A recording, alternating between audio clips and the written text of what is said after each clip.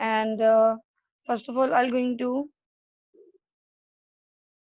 show you the chapter which will be taken by me on physics paper 2 basically.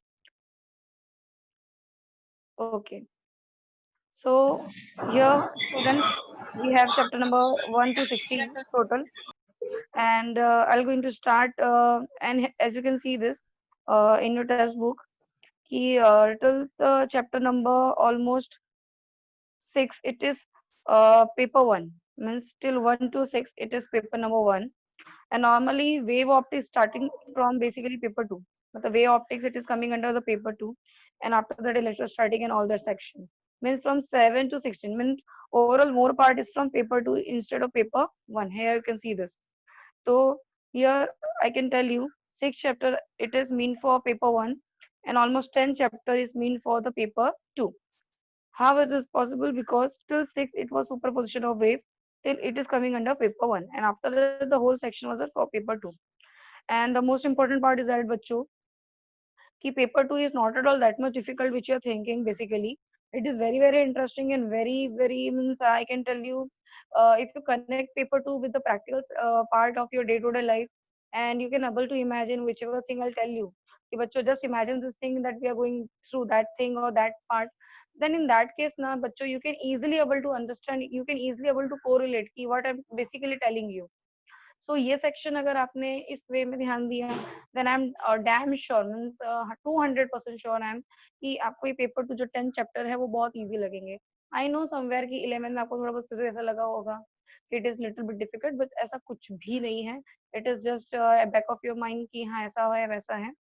सो बच्चों अभी हम क्या करेंगे, we will going to start. यहाँ पे मैं और भी चैप्टर ले सकती हूँ जैसे वे ऑप्टिक, इलेक्ट्रोस्टैटिक, ये बहुत सारे लेसन में ले सकती हूँ, बट बिकॉज ये पेपर 2 है और आपको थोड़ा फिजिक्स ऐसा लगता है कि यार हार्ड है, तो ऐसा कुछ नहीं है. तो मैं ये चैप्टर नंबर 11 ले रही हूँ बच्चों. ये लेने के पीछे का इंपॉर्टेंट रीजन बच्चों ये है चैप्टर नंबर 11, क्योंकि आप 11 में मैग्नेटिज्म से रिलेटेड कुछ चीजें ऑलरेडी पढ़ चुके हो. तो ये 11 का मैग्नेटिक मटेरियल पढ़ाने से, मुझे 11 के बाद 12 में ये पढ़ाने से काफी ज्यादा आपको भी इजी पड़ेगा उसको कोरिलेट करने में और मुझे भी बताने में भी. Hello and ma'am. मैम हाँ हेलो हाँ मैम, बोलो. आपने तो रोटेशनल डायनामिक्स स्टार्ट किया था ना?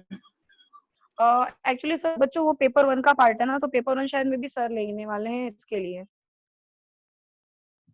ओके. तो इसके लिए मुझे सर ने बोला पेपर 2 ले लीजिए. उस समय मुझे एक्चुअली क्लिक नहीं हुआ, तो बच्चों मैंने फर्स्ट स्टार्ट कर दिया इंट्रोडक्शन के लिए. ऐसा हुआ बच्चों. ठीक है. तो अभी हम लोग मैग्नेटिक मटेरियल इसके ही लिए ले रहे हैं बच्चों, क्योंकि ये 11th में हमने कंप्लीट कर लिए हैं. अब 11th में मैग्नेटिज्म काफी लोगों ने ध्यान से पढ़ा होगा, काफी लोगों ने ध्यान से नहीं भी पढ़ा होगा. तो मैं इसके लिए 11th की टेक्स्ट बुक भी आपको शो कर दे रही हूँ बच्चों. वेट अ मिनट, होल्ड करिए, मैं आपको 11th का टेक्स्ट बुक दिखा देती हूँ, और उसके बाद मैं व्हाइट बोर्ड पे आपको समझा दूंगी कि चीजें क्या है कैसी है, क्योंकि ऑब्वियस सी बात है, ऐसे टेक्स्ट बुक पे दिखाने से काम हो जाता तो बहुत अच्छा होता. मैं आपको व्हाइट बोर्ड पे भी कुछ चीजें समझा दूंगी. तो अपनी ये बच्चों 11th का टेक्स्ट बुक है, आप आपको पता ही होगा अपनी 11th के टेक्स्ट बुक. फिर इसमें देखो टोटल चैप्टर कितने थे, देख लो. एक सेकेंड बच्चों, अपना ऑडियो पार्ट म्यूट करो जिन्होंने भी अपना ऑडियो पार्ट ऑन करके रखा है. हाँ देखो बच्चों, यहाँ पे टोटल 14 चैप्टर्स है अपने 11th के पेपर 1 में. तो मैग्नेटिज्म जो चैप्टर नंबर 12 है, वो पेज नंबर है 221 पे. मैं 221 पे लेके जाती हूँ. आप इसको ध्यान से देख लो, क्योंकि अभी जो हम पढ़ेंगे उसमें प्रीवियस का थोड़ा बहुत नॉलेज रहेगा, तो वो बहुत अच्छा हो जाएगा आप लोगों के लिए समझने के लिए. Wait a minute. तो आप देख सकते हो बच्चों 11 का मैग्नेटिज्म यहाँ पे दिया हुआ है, जो आपकी टेक्स्ट बुक 11 की थी उसका ये सेक्शन मैं बता रही हूँ. फिर यहाँ पे बच्चों आप देख सकते हो, ये आप देख सकते हो magnetic line of force and magnetic field करके दिया हुआ है. ये आपको ऑलरेडी पता होगा, आपने 11th में इलेक्ट्रोस्टैटिक पढ़ा था. इलेक्ट्रोस्टैटिक में आपको इलेक्ट्रिक लाइंस के बारे में बहुत सारी चीजें बताई गई थी. एंड मुझे काफी हद तक पता है, आप लोग काफी, मतलब मुझे कुछ बच्चे ऐसे बता रहे थे कि मैम कुछ चीजें अपने को मतलब क्लियर है कि क्लियर नहीं है, तो डोंट वरी, मैं इसके बारे में आपको व्हाइट बोर्ड पे भी समझा दूंगी. उसके बाद ही मैं चैप्टर के अगले पार्ट पे जाऊंगी. ठीक है. फिर यहाँ पे आप देख सकते हो ये फॉर्मूला, ऑब्वियस सी बात है अगर आपने ध्यान से दिया तो मुझे फिर से बताना नहीं पड़ेगा. आप यहाँ पे देख सकते हो मैग्नेटिक फील्ड करके लिखा है. आपका टेक्स्ट बुक में देखो मैंने हाईलाइट करके भी बता रही हूँ, मैग्नेटिक फील्ड करके लिखा है. फिर वहाँ पे बगल में क्या लिखा है बच्चों, मैग्नेटिक फ्लक्स अपॉन एरिया. तो बच्चों फ्लक्स क्या होता है, मैग्नेटिक फ्लक्स. फ्लक्स मतलब बच्चों कुछ और नहीं, जितनी भी अगर लाइनें इन्वॉल्व होती हैं मतलब मैग्नेटिक लाइन। अब ये मैग्नेटिक लाइन कहाँ से आती है आपको पता होगा, मैग्नेट के अंदर नॉर्थ एंड साउथ दो पोल पाए जाते हैं। अगर सपोज मैंने मैग्नेट के अंदर, ये मैंने मैग्नेट लिया, यहाँ पे नॉर्थ है और यहाँ पे साउथ है, यहाँ पे फिर से मैंने नॉर्थ लिया और यहाँ पे मैंने साउथ लिया। तो ऑब्वियस सी बात है बच्चों, होता कैसे है कि ये जो नॉर्थ एंड साउथ है इनके बीच में obviously number of line create होंगी, क्योंकि ऑब्वियस सी बात है साउथ और नॉर्थ, नॉर्थ और साउथ, इनके बीच में ऑब्वियसली एक लाइन डेवलप डेफिनेटली होगी। तो ये लाइन बच्चों जितनी ज्यादा होती है उतना ही ज्यादा फ्लक्स होता है। तो लाइन का बच्चों दूसरा मीनिंग एक ही होता है, फ्लक्स। तो जितनी ज्यादा लाइन उतना ज्यादा फ्लक्स, क्योंकि ये मैग्नेटिक की बात हो रही है इसके लिए इसको मैग्नेटिक फ्लक्स बोला गया है। अगर यहाँ पे ये ना हो के अगर आप 11th का इलेक्ट्रोस्टैटिक याद करो, प्लस क्यू माइनस क्यू ऐसा होता, तो obviously plus Q minus Q क्या करेंगे, तो ऑब्वियसली बात है दोनों एक दूसरे को अट्रैक्ट करेंगे। तो ऑब्वियसली बात है यहाँ पे जो लाइन एक दूसरे को अट्रैक्ट करने के लिए यहाँ पे बनेगी, तो इन लाइनों को बच्चों को बेसिकली क्या बोलेंगे, इलेक्ट्रिक लाइन। ठीक है। और इलेक्ट्रिक लाइंस को दूसरी भाषा में हम लोग फ्लक्स करके भी बोलते हैं। तो अगर इलेक्ट्रिक वहां पे इन्वॉल्व है चीजें तो उसको हम बोलते हैं इलेक्ट्रिक फ्लक्स, और मैग्नेट इन्वॉल्व है तो हम बोलते हैं मैग्नेटिक फ्लक्स।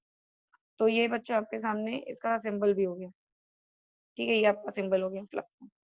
फिर यहाँ पे आप देख सकते हो, एक सेकेंड। यहाँ पे मैग्नेटिक फील्ड का एक रिलेशन दिया है बच्चों। ये जो फ्लक्स होता है, ये जो आपको दिख रहा है, B is equals to flux upon area. तो बच्चों जो फ्लक्स होता है उसकी यूनिट होती है वेबर, एरिया की यूनिट होती है मीटर स्क्वायर। तो बी का यूनिट बना बच्चों ये होता है वेबर पर मीटर स्क्वायर। इसको दूसरी भाषा में ना बच्चों टेस्ला भी बोलते हैं। ठीक है बच्चों। तो 1 टेस्ला जो होता है वो 10⁴ गॉस होता है। ये रिलेशन आप याद रख लो। ठीक है, क्योंकि आपको न्यूमेरिकल अभी जो सॉल्व करने के लिए आएंगे उसमें ऐसा चीजें आ सकता है। तो गॉस भी मैग्नेटिक फील्ड का होता है, टेस्ला भी मैग्नेटिक फील्ड का होता है, वेबर पर मीटर स्क्वायर भी मैग्नेटिक फील्ड का होता है। फिर इसके बाद में 11th स्टैंडर्ड में आपको बताया गया था कि मैग्नेट के दो पार्ट होते हैं। अब यहाँ पे टेक्स्ट बुक वाले ने गलती क्या की है, टेक्स्ट बुक वाले ने अच्छी खासी गलती की है, और वो गलती ये है, यहाँ पे उन्होंने माइनस क्यू और प्लस क्यू लिखा है। जबकि आपको पता है कि माइनस क्यू प्लस क्यू लिखने की जरूरत यहाँ पे नहीं थी। और लिखा भी तो कैसे लिखा है, दोनों तरफ इन्होंने माइनस साइन ही डाला है, अगर आप नोटिस कर पाओ तो बच्चों ये जो माइनस क्यू प्लस क्यू का सिंबल होता है वो इलेक्ट्रिक लाइन्स होता है, मतलब जहाँ पे इलेक्ट्रिक फील्ड होता है ना वहाँ पे ये इन्वॉल्व होता है। मैग्नेटिक में सिर्फ नॉर्थ एंड साउथ होता है। तो जो अपना मैग्नेटिक में नॉर्थ होता है वो बेसिकली प्लस क्यू होता है, और जो अपना मैग्नेटिक में साउथ होता है ना बच्चों वो बेसिकली अपना माइनस क्यू होता है। ठीक है बच्चों। तो ये बताने का तरीका होता है। तो मैग्नेट के अंदर आप लोग देख सकते हो बच्चों यहाँ पे कि जो मैग्नेट का साउथ और नॉर्थ है, मैग्नेट का जो अंदर वाला हिस्सा है, ये वाला हिस्सा तो कॉर्नर में बैठा रह गया। और ये जो मैंने ब्लैक कलर में लिया है, ये ब्लैक कलर की लाइन जो मैंने बनाई है, ये ब्लैक कलर की लाइन बता रही है कि मैग्नेट कितना बड़ा है।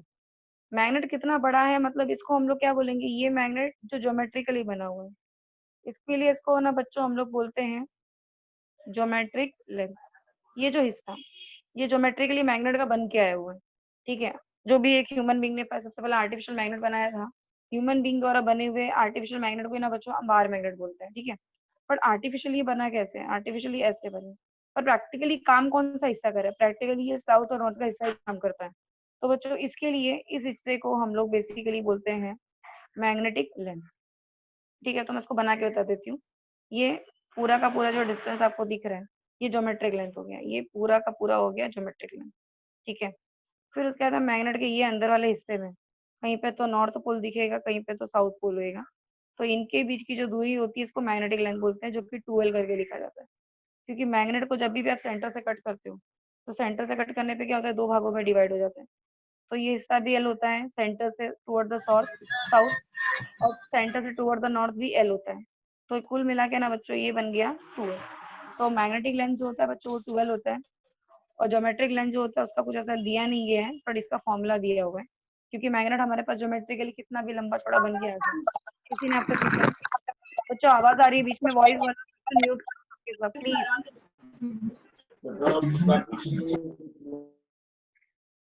बच्चे सब सुन रहे हो, लेक्चर के बीच में प्लीज ऑडियो वाला पार्ट आप ऑफ रखो ध्यान से, बगैर भूले।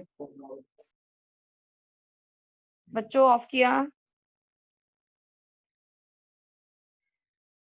ओके। तो अब बच्चों यहाँ पे देखो, यहाँ पे ऐसा है कि मैग्नेट जो ज्योमेट्रिकली बन गया वो तो इतना बड़ा दिख ही रहा है, बट मैग्नेट का ये हिस्सा काम में इस्तेमाल में नहीं आता। मैग्नेट का ये जो अंदर वाला हिस्सा होता है वो काम में आता है।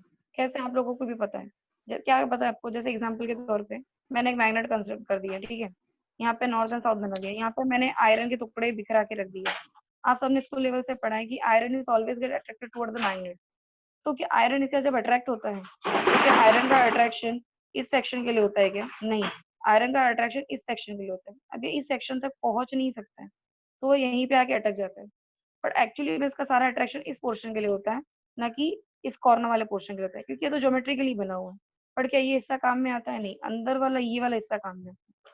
तो कोई भी मैग्नेट अगर आपके पास 10 सेंटीमीटर लंबा है तो आप ये नहीं बोल सकते कि ये मेरा मैग्नेट है, यही जो है वो मेरा मैग्नेटिक फील्ड देने का काम कर रहा है। नहीं, 10 सेंटीमीटर तो वो बना है, मे बी अंदर का जो हिस्सा होगा ये पूरा हिस्सा 10 सेंटीमीटर, पर अंदर जो ये नॉर्थ एंड साउथ है इनके बीच की दूरी शायद 8 सेंटीमीटर है।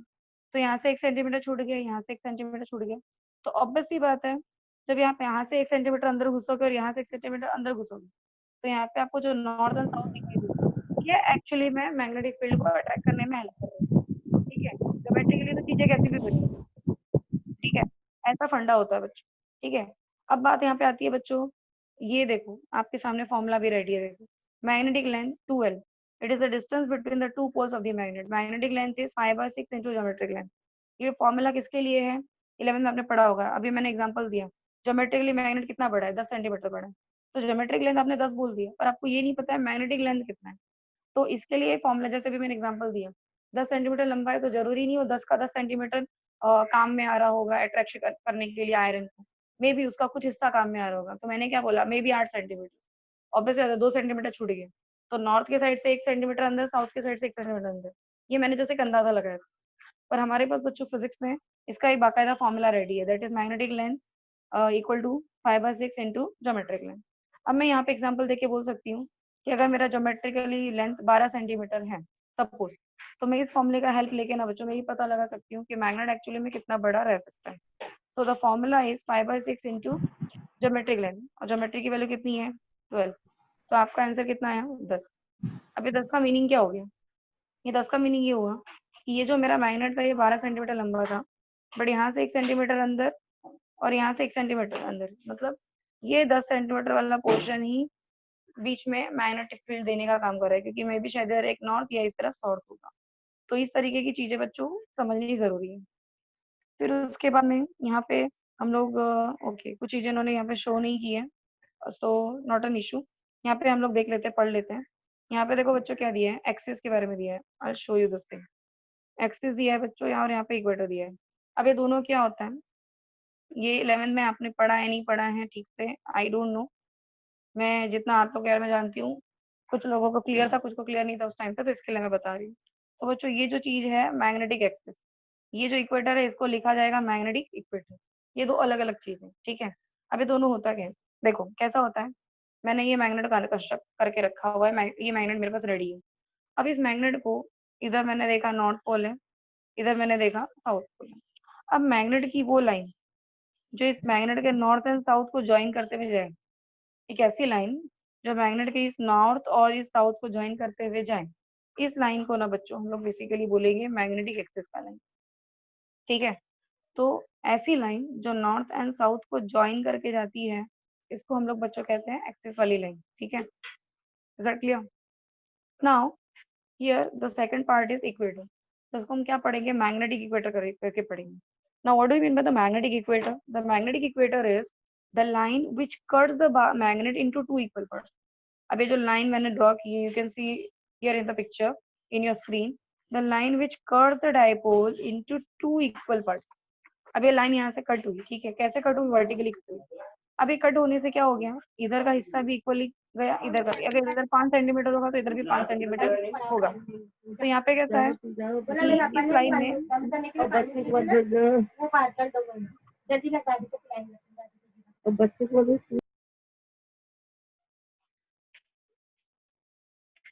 जो मल्टीपल टाइम्स बोला है, please mute your audio section.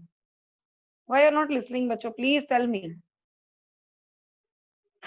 Okay, तो यहाँ पे ये जो लाइन है जो ये मैग्नेट को दो हिस्सों में डिवाइड करते हुए जा रही है, ये लाइन हम लोगों को क्या बोलती है कि yes this line is called as magnetic equatorial line because the line which cuts the dipole into two equal parts. अभी जब भी कट कर रहा है इसको, ठीक है, इसको कट कर रहा है तो कहीं ना कहीं ये दो हिस्सों में डिवाइड हो गया, इसने इसको कट किया, करेक्ट है, तो मैग्नेट तो दो हिस्सों में डिवाइड हो गया, प्लस ये एक्सिस वाली लाइन के परपेंडिकुलर भी तो बन गया।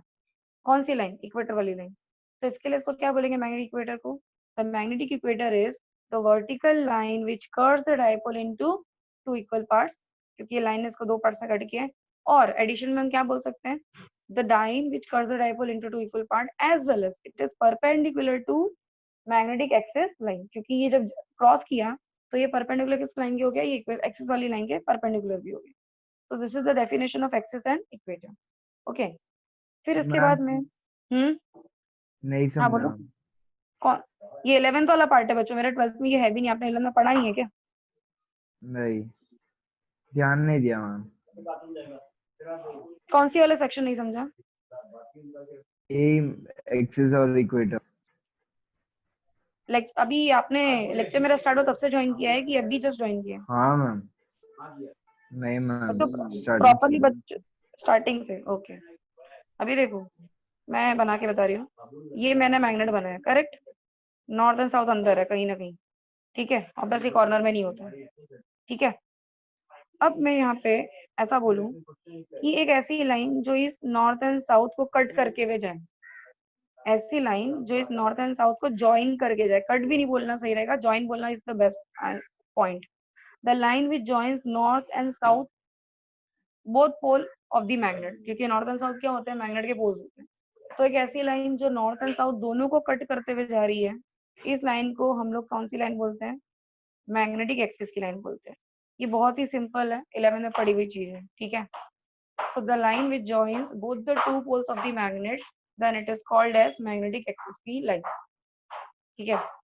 ये फर्स्ट पार्ट हो गया। अब सेकंड पार्ट पे अगर मैं जाऊं, आई होप ये क्लियर हुआ बच्चों? Listening, is it clear to you? जिस बच्चे ने पूछा था उसको क्लियर हुआ? बच्चे सुन पा रहे हो तो मेरे को आंसर दो जरा। Yes ma'am.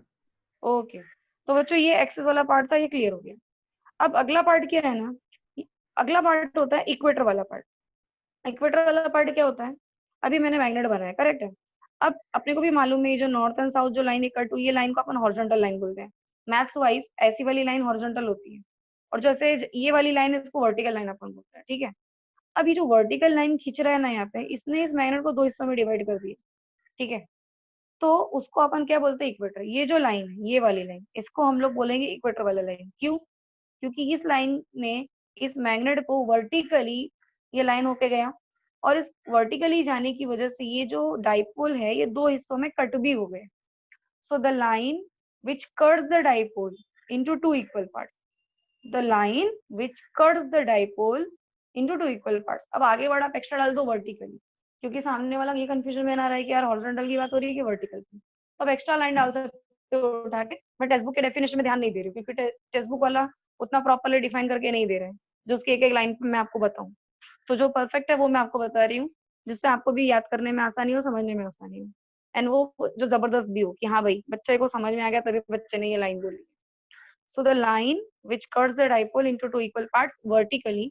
अब ये लाइन जब यहाँ पे ये वर्टिकली गया, तो कहीं ना कहीं ये एक्सिस वाली लाइन के ये 90 डिग्री भी बना रहा है। तो हम इस इक्वेटर की डेफिनेशन को और एडवांस करके बोलेंगे। क्या एडवांस करके बोलेंगे? कि एक लाइन था, उसने इस डायपोल को कट कर दिया टू इक्वल पार्ट्स में, ठीक है। अब ये कट करने से क्या हुआ? ये जो लाइन थी, ये वाली लाइन, ये वाली लाइन एक्सिस वाली लाइन, इससे ये परपेंडिकुलर भी बन गई। तो इसका डेफिनेशन क्या होगा इक्वेटर का? The line which curves the dipole into two equal parts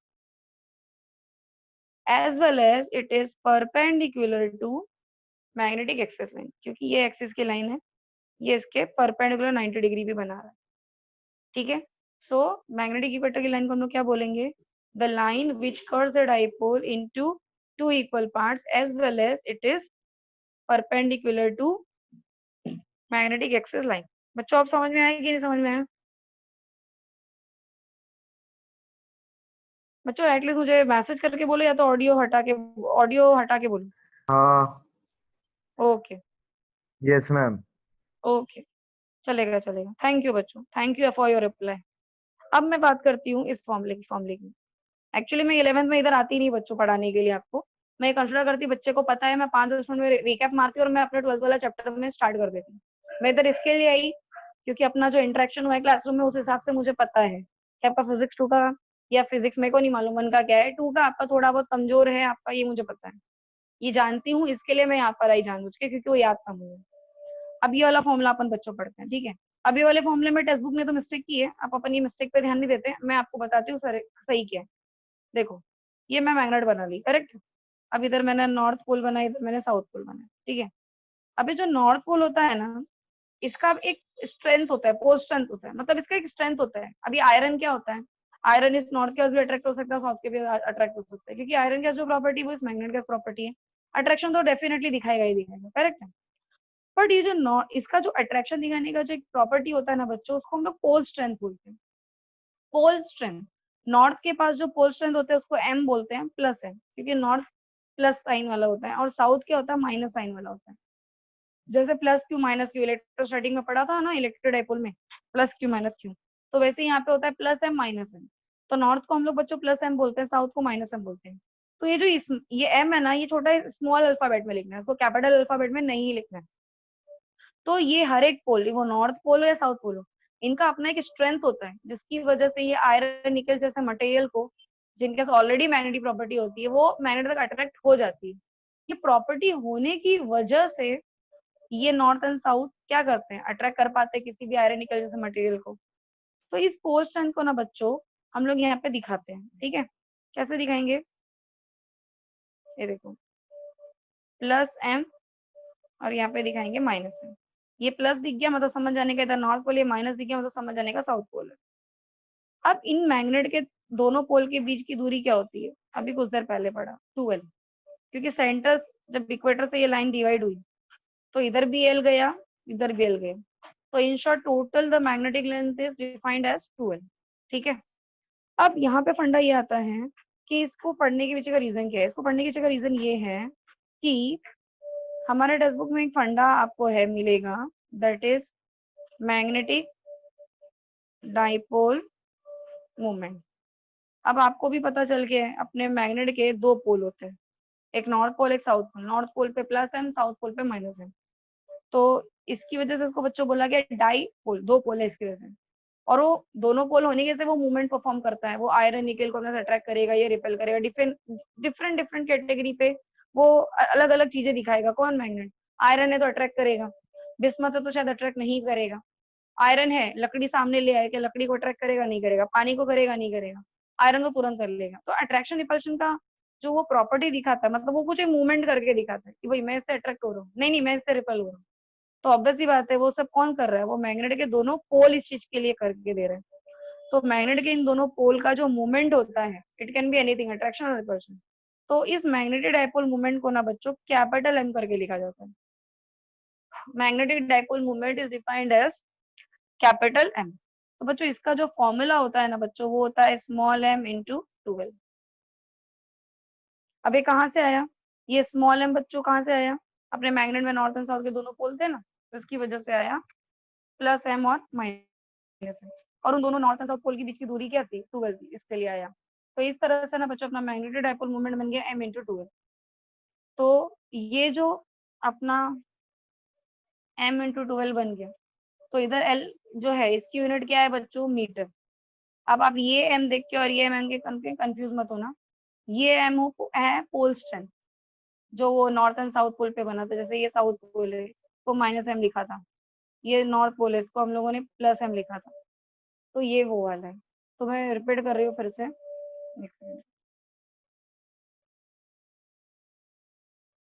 ये है मैग्नेटिक डाइपोल मोमेंट, ये है पोल स्ट्रेंथ और ये है मैग्नेटिक लेंथ। जय माता दी। फिर अपना इधर यूनिट आया मीटर, इधर अपना यूनिट आया एम्पियर मीटर।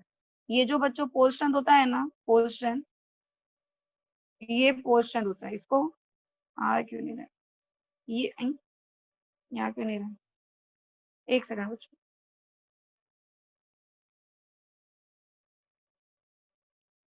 आई यहाँ क्यों नहीं रहा, एक सेकंड। ये मैंने m इंटू 12 लिखा। तो बच्चों यहाँ पे ये जो m है ना, इसको पोल स्ट्रेंथ बोला जा रहा है। ये पोजीशन की यूनिट ना बच्चों एम्पियर मीटर होती है, एम्पियर मीटर। और ये 2L, आपको क्या पता है, L है ना, आगे 2 लगे 4 लगे 6 लगे उससे लेना देना नहीं होता है, सिर्फ L लगा है ना, इसके लिए यूनिट क्या होगी, मीटर। तो इस तरीके से बच्चों एम्पियर मीटर पहले से था और 1 मीटर आ गया, तो ये दोनों मिलके बच्चों हो गया एम्पियर मीटर स्क्वायर। तो मैग्नेटिक डाइपोल मोमेंट की जो यूनिट होती है ना बच्चों, वो ये होती है, that is ampere metre square, इसकी यूनिट मैग्नेटिक डाइपोल मोमेंट। समझा बच्चों? बच्चों everyone clear? Message me? Yes. Okay okay, चलो ठीक है।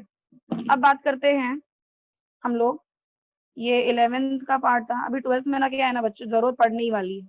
अब इधर का ही आपका वाट लगा पड़ा है, तो मैं उधर कहाँ से जाऊँ, तो इसके लिए बच्चों ये कराना मेरा जरूरी था, क्योंकि मैं चाहती हूँ आपको एक एक पॉइंट समझ में आए, आप फिजिक्स को एकदम मजे में पढ़ो, एकदम लगे ही नहीं कि आपको यार फिजिक्स पढ़ कर टेंशन आ रहा है, क्योंकि ऐसा सब्जेक्ट है ही नहीं, तो फालतू में टेंशन लेके क्या मतलब है। अब मैं यहाँ पे आपके सामने मैग्नेट बनाती हूँ, ठीक है। सपोज ये नॉर्थ पोल मैंने इस तरफ बना दिया, इस तरफ मैंने साउथ पोल बना दिया, ठीक है। अब होता है क्या है ना बच्चों, as per the properties of magnetic line of force, ठीक है। याद करो मैंने फर्स्ट पन्ने में भी दिखाया था, एक सेकंड में जाके भी दिखा देती हूँ, एक सेकंड। यहाँ देखो, यहाँ पे दिखा है ना magnetic line of force and magnetic field. अब ये क्या है, ये चीज है ना 11th स्टैंडर्ड के टेक्स्ट बुक में आपको यही चीज प्रॉपर्टी पूरी तरीके से पढ़ने को मिलेगी। मैं आपको लेके जाती हूँ, इलेक्ट्रोस्टैटिक इधर है, मैग्नेटोस्टैटिक कॉन्सेप्ट में बता। वेट अ मिनट बच्चों, मैं आपको एक सेकंड शो करती हूँ। इलेक्ट्रोस्टैटिक मैग्नेटिक के बाद था कि पहले था? ये तो कम्युनिकेशन हो गया, ठीक है जाने दो। इतना मैं परेशान होगी ना तो हो गया, एक काम करती हूँ मैं ही सिखा देती हूँ, वरना कितने पन्ने पलटूंगी। ठीक है, मैं एक चीज बता देती हूँ, टेक्स्ट बुक पढ़ी होगी आप लोग, शो देख लेना। आपके पास इलेक्ट्रोस्टैटिक लेसन होगा, आई नो इलेक्ट्रोस्टैटिक में लोगों की क्या हालत है, मेरे को सब पता है। पर एक काम करना, इलेक्ट्रोस्टैटिक पेपर ओपन करना, उसमें ना आपको जैसे यहाँ पे लिखा नहीं है मैग्नेटिक लाइन ऑफ फोर्स, वैसे ही आपको इलेक्ट्रोस्टैटिक लेसन में मिलेगा इलेक्ट्रिक लाइन ऑफ फोर्स। यहाँ पे मैग्नेटिक फील्ड लिखा है ना, वहाँ पे इलेक्ट्रिक फील्ड लिखा मिलेगा, ठीक है। तो वहां पे आप जब जाओगे ना, तो आपको एक चीज पता चलेगी कि वहाँ पे प्लस क्यू माइनस, अभी मैंने प्लस क्यू माइनस क्यू का यहाँ पे नॉर्थ एंड साउथ से क्या लेना देना है आपको मैंने क्लियर कर दिया। क्या है प्लस क्यू मतलब अपना नॉर्थ पोल, और अपना माइनस क्यू मतलब अपना साउथ। ये मैंने आपको क्लियर करके दे दिया है, ठीक है। तो अब मैं चलो मैग्नेट के हिसाब से बताती हूँ। सपोज यहाँ पे नॉर्थ एंड साउथ है, यहाँ पे दूसरा मैंने मैग्नेट बनाया, यहाँ पे नॉर्थ एंड साउथ बनाया। होता क्या है ना, कि जब ये नॉर्थ एंड साउथ को एक दूसरे अट्रैक्ट होना होता है, तो इनके अट्रैक्ट होने की प्रॉपर्टी क्या होती है, इनके अट्रैक्ट होने की प्रॉपर्टी ऐसी होती है बच्चों कि साउथ का काम क्या होता है, नॉर्थ के पास जाना। सबसे पहले इलेक्ट्रिक की प्रॉपर्टी अगर मैं बोलूँ या मैग्नेटिक की प्रॉपर्टी बोलूँ, तो बोथ आर सेम, बस वो मैग्नेट और इलेक्ट्रिक ये वर्ड में डिफरेंस आ जाता है कि वहाँ यहाँ पे अपन मैग्नेटिक वर्ड यूज करते हैं, वहाँ पे इलेक्ट्रिक वर्ड यूज करते हैं। वहाँ पे इलेक्ट्रिक फील्ड के लिए अपन ई लेते हैं, यहाँ पे मैग्नेटिक फील्ड के लिए अपन वी लेते हैं। इलेक्ट्रिक फील्ड में अपन चार्ज लेते हैं प्लस क्यू या माइनस क्यू, मैग्नेटिक फील्ड में वही प्लस है माइनस है। फर्क इतना है बच्चों, बाकी कुछ ज्यादा डिफरेंस नहीं है, ठीक है। ये फर्क समझ जाओ, बाकी सब चीजें सेम टू सेम है, ठीक है। अब मैं क्या करती हूँ, मैं आपको एक प्रॉपर्टी बताती हूँ। देखो नॉर्थ एंड साउथ आपको भी पता है, अभी मैंने अगर मान लो नॉर्थ एंड साउथ बनना है, यहाँ पे मैंने एक दूसरा नॉर्थ दिखा दिया, तो होता क्या है आपको भी पता है, साउथ और नॉर्थ दोनों एक दूसरे को अटैक करेंगे, क्योंकि दोनों की पोलैरिटी डिफरेंट है। और जिनकी पोलैरिटी सेम होगी वो एक दूसरे को रिपल करेंगे, और जिनकी पोलैरिटी एकदम डिफरेंट है वो अट्रैक्ट करेंगे, ठीक है। ये प्रॉपर्टी आपको पता है। पर एक और प्रॉपर्टी होती है जो वहां पे आप इलेक्ट्रोस्टैटिक में जो मैंने अभी आपको बताया उसमें भी आप जाके पढ़ सकते हो, बस वर्ड डिफरेंट मिलेगा क्योंकि वो इलेक्ट्रोस्टैटिक। तो होता क्या है, जब भी कोई चीज साउथ से नॉर्थ की तरफ जाती है, तो इसका जो डायरेक्शन होता है ना बच्चों, वो होता है एंटी क्लॉकवाइज। एंटी क्लॉकवाइज मतलब कैसा, अभी घड़ी है, घड़ी में 12 से लेके काटा 1 2 3 की तरफ जाता है, तो ये डायरेक्शन हो गया क्लॉकवाइज। अगर आपकी घड़ी आपके सामने है और अभी आपको मैं बोलूँ आपकी घड़ी में भी 10 बज रहे हैं, तो 10 से वो 11 जाएगा, 11 से 12, मतलब लाइन बराबर जा रही है उसकी, मतलब वो अगेन क्लॉकवाइज है। पर एंटी क्लॉकवाइज का मीनिंग आप क्या बोलोगे, घड़ी उल्टा घूमेगा, मतलब 12 से 1 ना जाके वो 12 से 11 की तरफ जाए, 12 से वो 10 की तरफ मुड़े या 9 की तरफ मुड़े। तो इस फंडे को ना बच्चों अपन एंटी क्लॉकवाइज बोलते हैं। तो प्रॉपर्टी साउथ नॉर्थ की तरफ जाता है अट्रैक्शन करने के लिए, बट वो एंटी क्लॉकवाइज फॉर्मेट में जाता है। और नॉर्थ जो साउथ की तरफ जाता है ना बच्चों, वो क्लॉकवाइज में जाता है। अभी मैंने थोड़ा एरो का मिस्टेक की है, आप समझ जाओ, ठीक है। क्योंकि साउथ से नॉर्थ अलग बनना चाहिए, साउथ से नॉर्थ चीजें एंटी क्लॉकवाइज होनी चाहिए, नॉर्थ से साउथ चीजें क्लॉकवाइज। वो जो फ्लो होता है वैसा मैं बता रही हूँ, क्लॉकवाइज होता है। ठीक है, ये प्रॉपर्टी होती है। तो ये सारी प्रॉपर्टी आपको यहाँ पे पढ़ने पे मिलेगी, ठीक है। अब अभी यहाँ पे आप आगे बढ़ोगे तो ये जो ये मैग्नेटिक फ्लक्स और एरिया दिख रहा है, ये कहाँ से आया? ये इसकी वजह से आया, क्योंकि जब भी नॉर्थ साउथ के पास जाए या साउथ नॉर्थ के पास जाता है तो कैसा होता है ना, दोनों एक दूसरे के एकदम करीब बैठे हैं, दो पोल्स, नॉर्थ एंड साउथ दोनों टाइप, दोनों के दोनों, मैंने दो मैग्नेट लिए, एक तरफ नॉर्थ एक तरफ साउथ की, दोनों को मैं एक दूसरे के जितना करीब रखूंगी उतना उसके बीच में जो एरिया रहेगा वो कम रहेगा, क्योंकि मैं एकदम करीब लाके बैठा दूं तो एरिया कम होगा, तो एरिया कम हो गया मतलब मैग्नेटिक फील्ड बढ़ जाएगा। ऑब्वियस सी बात है, अभी आप एसी के एकदम नजदीक बैठोगे तो आपको ठंडी हवा लगेगी, जो बंदा एसी से दूर बैठा है उसको इतनी ठंडी हवा जल्दी नहीं लगेगी, उसको टाइम लगेगा उधर पहुंचने के लिए, क्योंकि वो जितना दूर बैठा है, ऑब्वियस सी बात है एरिया बढ़ेगी, डिस्टेंस बढ़ेगी, तो डिस्टेंस बढ़ गया तो ऑब्वियस सी बात है एसी का इफेक्ट उन पर बाद में पहुंचेगा, धीरे धीरे पहुंचेगा, और जो एसी एकदम नजदीक पहुंचा है बैठा हुआ है उसको सबसे पहले ठंडी महसूस हो जाएगी। तो ऐसा फंडा यहाँ पर ही भी है बच्चों, कि अगर एरिया छोटा होता है तो मैग्नेटिक फील्ड बढ़ जाता है, ठीक है, और एरिया अगर बड़ा है तो मैग्नेटिक फील्ड घट जाता है, इसलिए दोनों का रिलेशन इनवर्सली प्रोपोर्शनल। अब बात आती है फ्लक्स की, तो फ्लक्स में तो कुछ और नहीं बच्चों, जो वो लाइन जो नॉर्थ एंड साउथ के बीच जो लाइन डेवलप होती है, नॉर्थ एंड साउथ के बीच में, कि भाई नॉर्थ साउथ के आ जाएगा क्लॉकवाइज डायरेक्शन में और साउथ नॉर्थ के पास जाएगा, ये मैं आपको क्या बता रही हूँ, ये मैं वो चीज बता रही हूँ जो आपको पहले से पता है कि अरे हाँ मैम आपने, हमको तो स्कूल से पता है कि आयरन मैग्नेट अट्रैक्ट होता है मैग्नेट के पास, पर वो अट्रैक्शन कैसे करता है वो नहीं पता था, तो वो आपको 11 में बताया जा चुका है। मैं फिर से 11 के टेक्स्ट बुक ओपन करके आपको वो चीज समझा रही हूँ, क्योंकि अभी मैं 12th में जो चीज आपको सिखाने वाली हूँ उसमें कहीं ना कहीं थोड़ी बहुत चीजें जरूरत पड़े डेफिनेटली आने ही वाली है, और आपका 11 का बेसिक क्लियर नहीं होगा तो 12th में पढ़ाने में मजा नहीं आएगा, तो वो ऐसा मजा किरकिरा ना हो करके मैं आपको ये चीज पहले से बता दे रही हूँ, ठीक है। तो ये जो फ्लक्स है, ये फ्लक्स का मतलब कुछ और नहीं होता है, वही लाइनें होती हैं, जितनी ज्यादा लाइनें होंगी उतना ज्यादा मैग्नेटिक फील्ड ज्यादा होगा, क्योंकि आप देख सकते हो फ्लक्स और बी दोनों एक दूसरे के डायरेक्टली प्रोपोर्शनल है, तो जितनी ज्यादा लाइनें उतनी ज्यादा मैग्नेटिक फील्ड, बट एरिया कम होना चाहिए, क्योंकि देखो एरिया और बी मैग्नेटिक फील्ड का रिलेशन इनवर्सली प्रोपोर्शनल, तो इस वजह से बच्चों ये फॉर्मूला आया B is flux upon area, ठीक है। अब मैं आती हूँ आपके पास, मैं इस टेक्स्ट बुक पे फिर से आती हूँ क्योंकि मुझे इलेक्ट्रोस्टैटिक शो करना है, वेट अ मिनट, क्योंकि इलेक्ट्रोस्टैटिक का कुछ फंडा यहाँ पे लगने वाला है।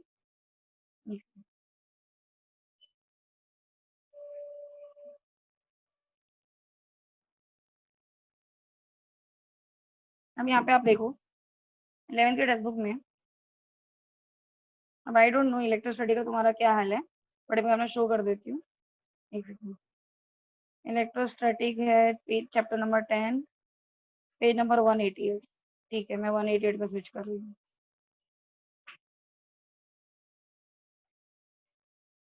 Okay, so here you can see this the chapter number electrostatic 11 का टेक्स्ट बुक ये देखो आपने 11 का फॉर्मूला ऑलरेडी पढ़ के रखा था, F is equal to Q1 Q2 answer पे याद करो, कूलम्स लॉ। फिर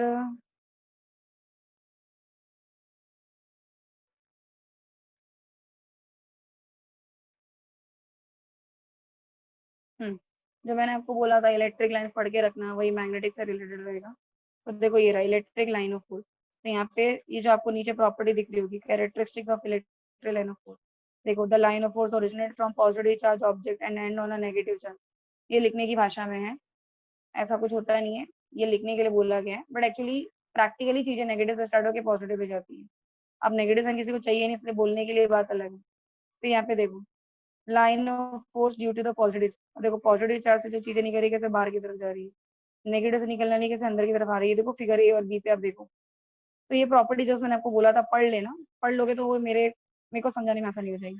फिर देखो अभी जो मैं मैग्नेटिक फ्लक्स आपको बता रही हूँ, देखो यहाँ पे इलेक्ट्रिक फ्लक्स दिखा हुआ है देखो,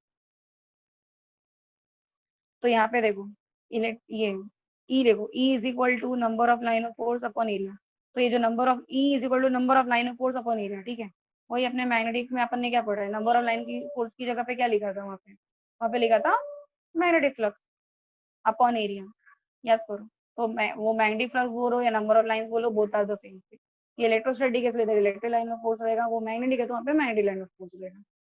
ये इलेक्ट्रोस्टैटिक है तो number of line of force को आप इलेक्ट्रिक फ्लक्स करके भी लिख सकते हो, जब आप मैग्नेटिक वाले चैप्टर में जाओगे तो उसको मैग्नेटिक फ्लक्स बोल सकते हो, फ्लक्स और number of line both are the same thing. अब यहाँ पे मुझे जो आपको बताना है वो ये देखो इलेक्ट्रिक डाइपोल, वही चीज है जो मैं आपको अभी कुछ देर पहले बता चुकी हूँ, ठीक है।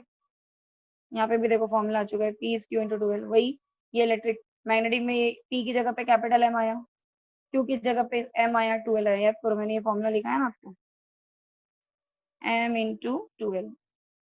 तो ये जो P था वो यहाँ का M हो गया, जो आएगा Q है वो मैग्नेटिक का M हो गया, 12 तो ऐसे। ठीक है। अब जो मेरे 11th में जरूरत पड़ने वाली है, 12th में, वो ये डेरिवेशन है बच्चों। ये डेरिवेशन देखो, इसकी जरूरत मेरे चैप्टर में पड़ने वाली है, और ये एग्जाम में आपको 2 से 3 मार्क्स के लिए आता भी है बच्चों, पूछा जाता है। ठीक है। ये देखो हेडिंग क्या है इसकी, ये वाली हेडिंग देखो, मैं नीचे कर देती हूँ। यहाँ पे लिखा है बच्चों, couple acting on a dipole, electric dipole placed in a uniform electric field. Couple act हो रहा है। अब आपको पता ही होगा, आपने 11th में फोर्स, ये अपना न्यूटन लॉ का जो चैप्टर है उसमें कपल एंड टॉर्क के बारे में ऑलरेडी पढ़ा है, तो आपको पता होगा कपल एंड टॉर्क का डिफरेंस क्या होता है। टॉर्क मतलब क्या, परपेंडिकुलर फोर्स, या ऐसा फोर्स जिसको अप्लाई करने पे चीजें रोटेशनल मोशन में ट्रेवल, उसको अपन क्या कहते हैं, उसको अपन टॉर्क बोलते हैं। तो कपल का मीनिंग क्या होता है, कपल का मीनिंग ये होता है कि आप उस चीजों को ऐसे पढ़ो कि कपल मतलब क्या, equal and opposite force acting on a body. जब दो force equal and opposite direction में एक्ट होता है तो उसको हम लोग क्या बोलते हैं, कपल करके बोलते हैं। ठीक है। तो यहाँ पे couple acting on electric dipole placed in a uniform electric field करके आ गया। ठीक है। तो ये चीज जो फंडा है हम लोग यहाँ पे पढ़ेंगे। अब यहाँ पे आप लोगों ने कैसे पढ़ा था देख लो, आई डोंट नो आप लोगों ने कैसे पढ़ा है कैसे नहीं पढ़ा है, पर ये अपने को इधर जरूरत पड़ने वाली है। आप देख सकते हो कपल का फॉर्मूला किस तरह से लिया गया, ये जो फॉर्मूला आपको दिख रहा है यही हम अपने मैग्नेटिज्म में भी पढ़ेंगे, पर मैग्नेटिज्म में कैसे पढ़ेंगे वो मैं आपको बताती हूँ। देखो मैग्नेटिज्म जो मेरा चैप्टर है, मैं इधर ही ये पढ़ लिख के बता रही हूँ। ठीक है, ताकि आपको समझ, वो आप क्लियर कर सको कि क्या है। अभी जो हमारा चैप्टर है 12th का मैग्नेटिक मटेरियल, उसमें ना बच्चों ये कपल वर्ड की जगह पे शायद में भी टॉर्क लिखा रहेगा, क्योंकि टॉर्क एंड कपल दोनों का मीनिंग अलग अलग होता है, पर दोनों का यूनिट सेम ही होता है। दोनों का मतलब अलग अलग है पर यूनिट दोनों का सेम टू सेम होता है। कपल का मतलब क्या होता है, याद करो 11th में स्टैंडर्ड में तुमने पढ़ा है। अभी एक सेंटर पॉइंट है किसी लाइन का, एक फोर्स ऊपर एक्ट हो रहा है, दूसरा फोर्स नीचे एक्ट कर रहा है, तो two forces which are acting in equal in opposite direction, इसको अपन क्या पढ़ चुके हैं, कपल। ये आपने paper 1 11th standard I think 4th lesson में ऑलरेडी पढ़ चुके हो, मैं जस्ट एक रिवीजन दे रही हूँ। टॉर्क का मतलब क्या होता है, the perpendicular force acting on a body. जैसे दरवाजे का खुलना, परपेंडिकुलर फोर्स, फोर्स लगा रहे हो जितना उतना ज्यादा दरवाजा अच्छे से खुल पा रहे हैं, और डिस्प्लेसमेंट भी देखने को मिल रहा है। तो आपने इन शॉर्ट सबका फॉर्मूला क्या पढ़ा, torque is r into F. तो वही चीज बच्चों यहाँ पे लग रही है। ठीक है। तो यहाँ पे आप देखोगे, यहाँ पे इलेक्ट्रिक लाइन बनी हुई है, और यहाँ पे आप देखो इलेक्ट्रिक डायपोल के बारे में बात हो रहा है।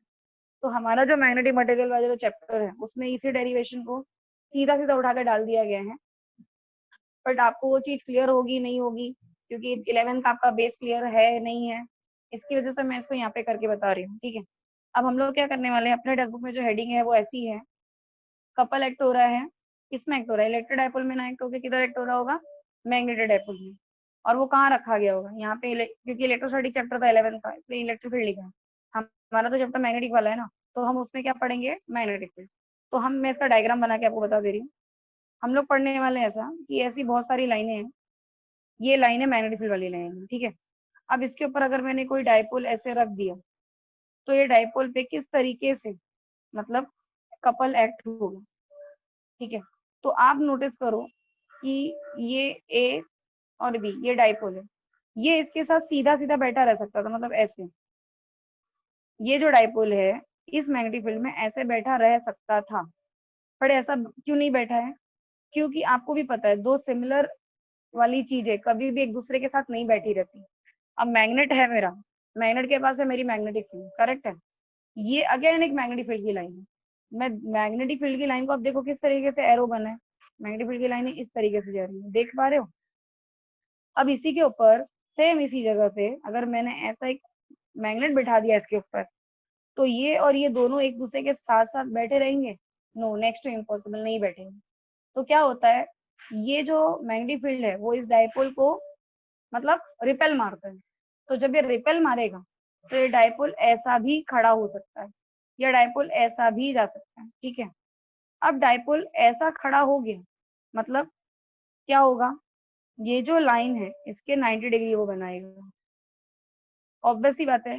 परपेंडिकुलर है, क्योंकि अब देखो ये ऐसे खड़ा है, ये लाइन ऐसी है मैग्नेटिक वाली, तो ऑब्वियस ये परपेंडिकुलर हो गया। वो भी परपेंडिकुलर कितना डिग्री, 90 डिग्री। तो आपको पता होगा साइन 90 का आंसर क्या होता है 1। तो अगर मैं इस डाइपोल को ऐसे बिठा दूं कि हाँ भाई मैंने इसको ऐसे रखने की कोशिश की थी, पर इस मैग्नेटिक फील्ड ने इसको रिपेल मारा। अब रिपेल मारा तो डाइपोल कैसे भी घूम सकता है। पर अगर मैं बोलूं नहीं नहीं ये ऐसे ही बैठा है, तब तो बात ही खत्म हो जाएगी, क्योंकि ये परपेंडिकुलर भी हो गया, 90 डिग्री भी हो गया, और साइन 90 होता है 1। मतलब मेरे को डेरिवेशन करना है, और मेरा सीधा आंसर अगर 1 आ जाए तो मैं डेरिवेशन को कैसे क्लियर कर पाऊंगी, मैम क्योंकि मैम कॉस कॉस जीरो भी तो ले सकते थे। बेटा cos 0 अगर मैं लेने जाऊंगी, इसका मतलब ये हो गया कि वहां पे कपल एक्ट हुआ ही नहीं। कपल और टॉर्क एक्ट करने का मतलब क्या हुआ कि कोई एक फोर्स मिला तब जीत जाके परपेंडिकुलर डायरेक्शन में घूमी।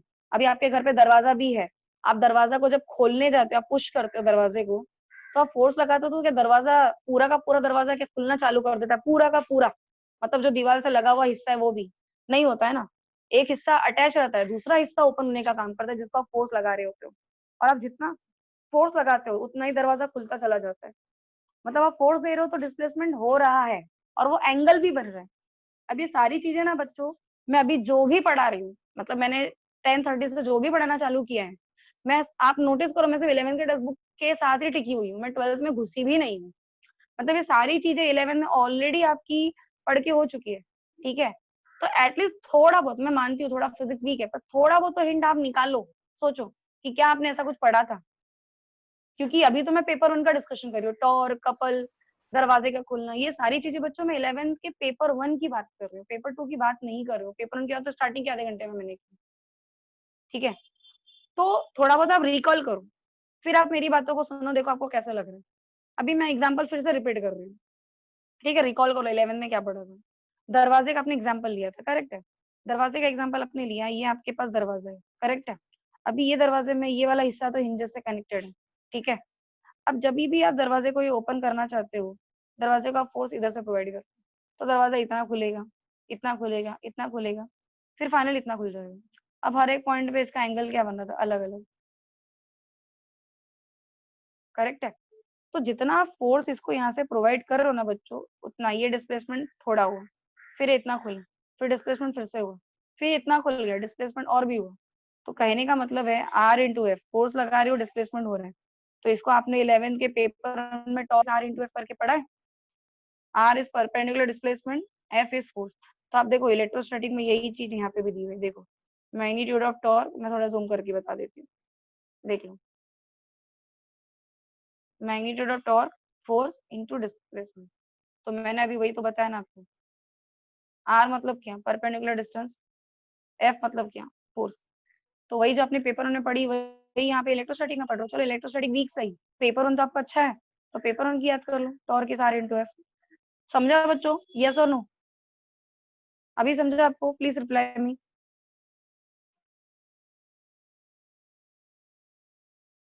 वे कहाँ गए सबके सब? Okay okay okay, thank you thank you thank you, thank you for yes your ma'am. Response. Thank you. चलो अब मैं आपको आगे बढ़ के बताती हूँ, एक सेकेंड। ठीक है। तो यहाँ पे कैसा है ना, ये वाला फॉर्मूला यहाँ पे लिया गया है, ठीक है।